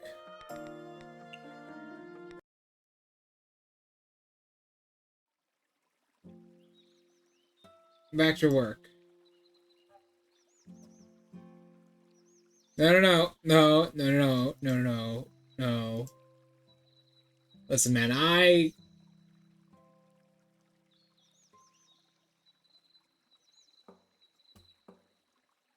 got this.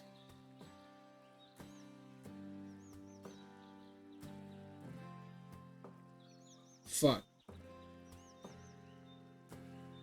There we go, okay.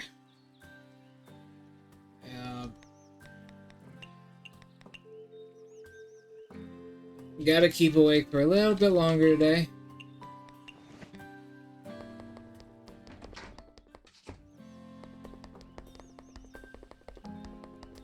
I wish today was double the length of a normal day.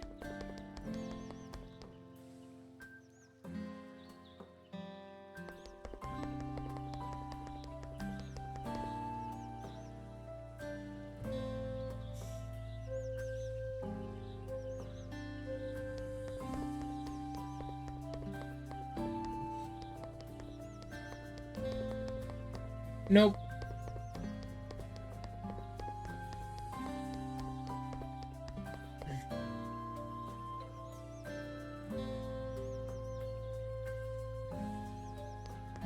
The long wicked shadow was over me.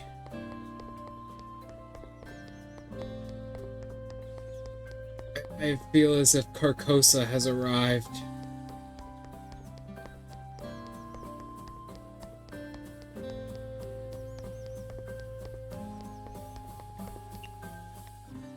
Ugh.